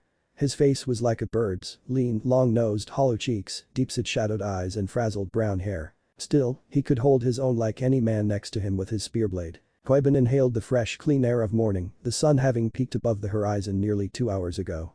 It was moments like these that showed the joy of simple things. Freedom. Breathing. Life. At your head out of your ass already, Scarecrow. Don't want to carry you if you trip over your own feet. Said the giant man next to the rogue, carrying a large spiked club over his thick crippling shoulder. The big man, nicknamed Crusher for his giant club, only wore a small vest and loose trousers and sash belt, as his sheer size permitted nothing else. His face was a mask of scars and black facial hair trimmed in a goatee with bushy eyebrows. Several of the bandits around them laughed, causing the small thin rogue to scowl. It annoyed Koiban to no end that Crusher talked down to him still like some lackey, despite having worked next to the big man with their leader for over 13 years, but kept quiet. Nothing would come of talking back but a busted lip or a broken face. Something from the forest rustled. All the bandits were suddenly on high alert and snapped into defensive positions, forming a rough circle to watch all directions for any incoming attacks. Koiban gripped his spear shaft tightly, his palms growing sweaty. The forest, their surroundings, everywhere, it was deathly quiet. Like the earth was smothered in silence. A tiny dot of shadow flickered on the grassy ground in front of Koiban's feet and he looked up to see what it was. The sunlight blinded him and ruined his chance to see, but then it gleamed with reflected light, stinging his eyes. Then it dropped like a stone, aiming for him. Whatever it was, the object was deadly. He hopped under Crusher's giant upraised spiked club, using it as a shield. Crusher growled something in his throat but fell silent when the sky grew dark. Everyone looked up and then it was raining death. Dropping from the sky around Koiban were hundreds thousands of kunes that pierced into the grassy soil, slicing through the bodies of his comrades and embedding into their flesh. Safe from the falling knives under Crusher's giant club, Koiban watched in avid horror as his men died around him. A stray knife sliced through the sleeve of his robe, but he didn't notice. Then Crusher fell, bringing his club down with him, and hit the ground like a felled tree and removing Koiban's temporary cover. The rest of the bandits soon followed suit, plopping onto the blood-soaked ground with wet smacks. Countless kunes peppered the soil like deadly mockeries of flowers, gleaming wet with blood and grass dew. His breaths came in short gasps as his knees buckled and gave out from under him. Koiban stared wide-eyed at the carnage around him, of the bodies of his men turned into pincushions, knives sticking out from their flesh. He felt the bile in the back of his throat rise. He blinked, then shot back in fright. One instant no one was in front of him, the next second there were 2 shinobi standing there, looking over the grisly scene. One was a dark-haired teenager with an eye patch and a metal gauntlet on his right arm, the other was a young man around the same age with blue eyes, green flak vest and rust-orange trousers. When his eyes flicked around himself, the massive kunes had disappeared, leaving only one atop Crusher's spiked club. He knew now what stood before him. Shinobi. The one with the eye patch turned to his partner with the blonde hair. What was that technique you used on them? I've never seen so many kunes sud appear and drop from the sky. It's called kunai cage bunshin no jutsu. Just like my primary technique, except I apply several more hand seals to make the chakra stored inside the knife to make it replicate. It's easier if it has a chakra string attached to it. The blue-eyed shinobi stared down at Koiban with a look of utter calm but deadliness. The thin rogue Sudden felt like a peasant before a king. Since you're the only one alive, you'll be coming with us. It wasn't a request or a suggestion. It was an order. Koiben hadn't realized he was shaking until he spoke in a stutter. Who or why you? W what, how? The one with the gauntlet and eye patch grinned maliciously, raising a finger to his lips in a silence gesture. SHHH. It's a secret. Koiben had heard once long ago as a little boy from his father about men being capable of inspiring greater fear in others than most demons and monsters of ancient folklore and today. And right now, he felt he was in the presence of two such beings. He was terrified. Knowing it was senseless to refuse or resist, Koiben stood on shaky legs and allowed the blue-eyed shinobi to tie him up with thin metal wires, securing his arms to his sides. After he was fully bound, Koiben's captors lead him into the forest, away from the slaughter and scent of blood. He tried to ignore the wet sounds of his footsteps in the grass and prayed he'd live through this nightmare. Another 2 hours passed. Naruto began refitting his gear and weapons, tightening straps and readjusting his leather armor beneath his flak vest. His genjutsu mask faded away and had to apply a double hinge to cover his scars, birthmark whiskers, and his red eye, though it was more difficult to hide his pale skin. He wanted nothing of his true appearance to be noted by any enemies should he fail not to eliminate all the bandits. To defeat an opponent, one must put the fear of defeat into him first. If no one could place him, the fear of being anywhere at any time would act as the perfect catalyst to inspire terror into his enemies. It was, after all, the unknown that inspired greater terror than open confrontation. At least their captive was willing to share as much information as he could give and based on his compliance, knew he was telling them no lies. Dosu managed to confirm it by testing his heart rate without the man, Koiben was his name, from knowing. After getting all the information they needed from the captive, the layout of their stronghold, the number of bandits housed within, and where their captives were located, Naruto and Dosu chose to wait until dusk to attack the stronghold housing the bandit party. After reading through 2 more of his sealing scrolls, Naruto sat with his legs folded in deep meditation.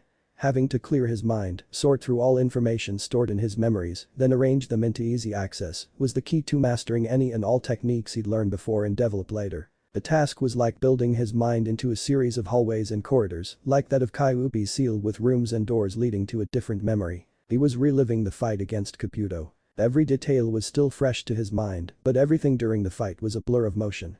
Like slowing down the picture frames of a movie in his mind, Naruto had to anchor his will onto Kabuto's form, concentrating. Everything then came into sharper focus. He could remember the musk of his sweat-stained clothes, the burn of his limbs from fatigue, the movements of his attacks clashing against Kabuto's maneuvers. Slow it down. Slower, slower. Find when he attacked. Remember it. Concentrate. The pain of the memory was all he needed.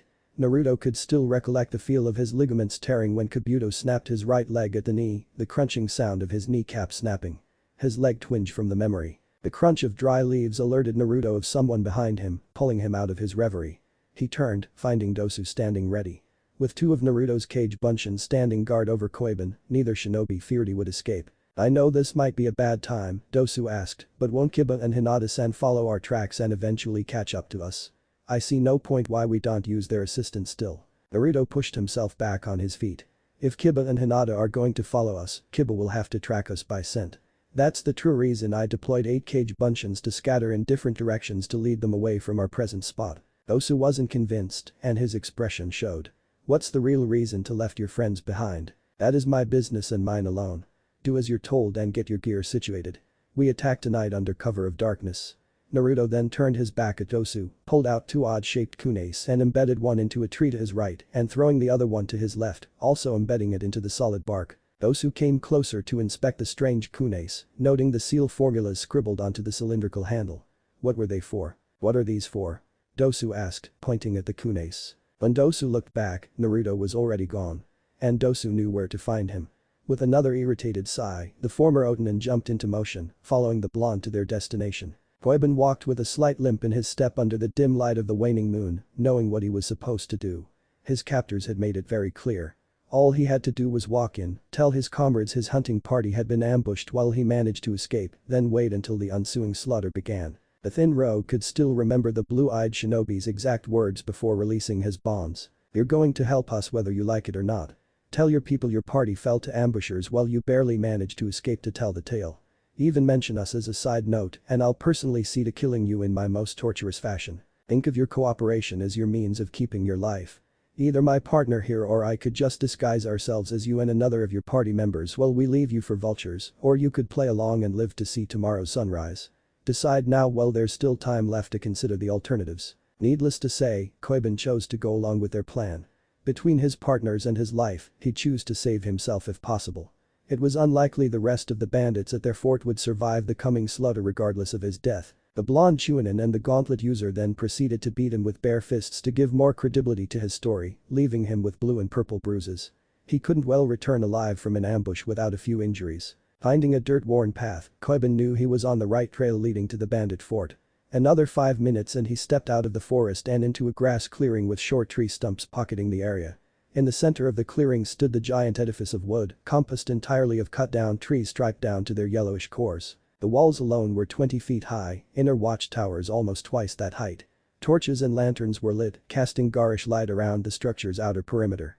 If anyone was going to try to infiltrate their encampment, they'd be spotted and dealt with accordingly. Except no one inside those thick wooden walls ever encountered a shinobi all too willing to spill blood and seek it out. They'd all be dead before the sunrise. When he was spotted by the watchtower men, they hollered down to the gatekeepers, ordering them to lower the gate. A giant section of the wall itself lifted upward in a 90-degree angle, nearly a full 500 stones heavy. The winch chains creaked in protest to the mechanical motion, on the verge of snapping into tiny pieces, yet held strong still. Not wasting any time, Koiben shuffled as quickly as his limping form would permit. The heavy wooden gate slammed shut behind him with a thunderous boom. His compatriots swarmed around him, some elated to see him, others scowling from impatience.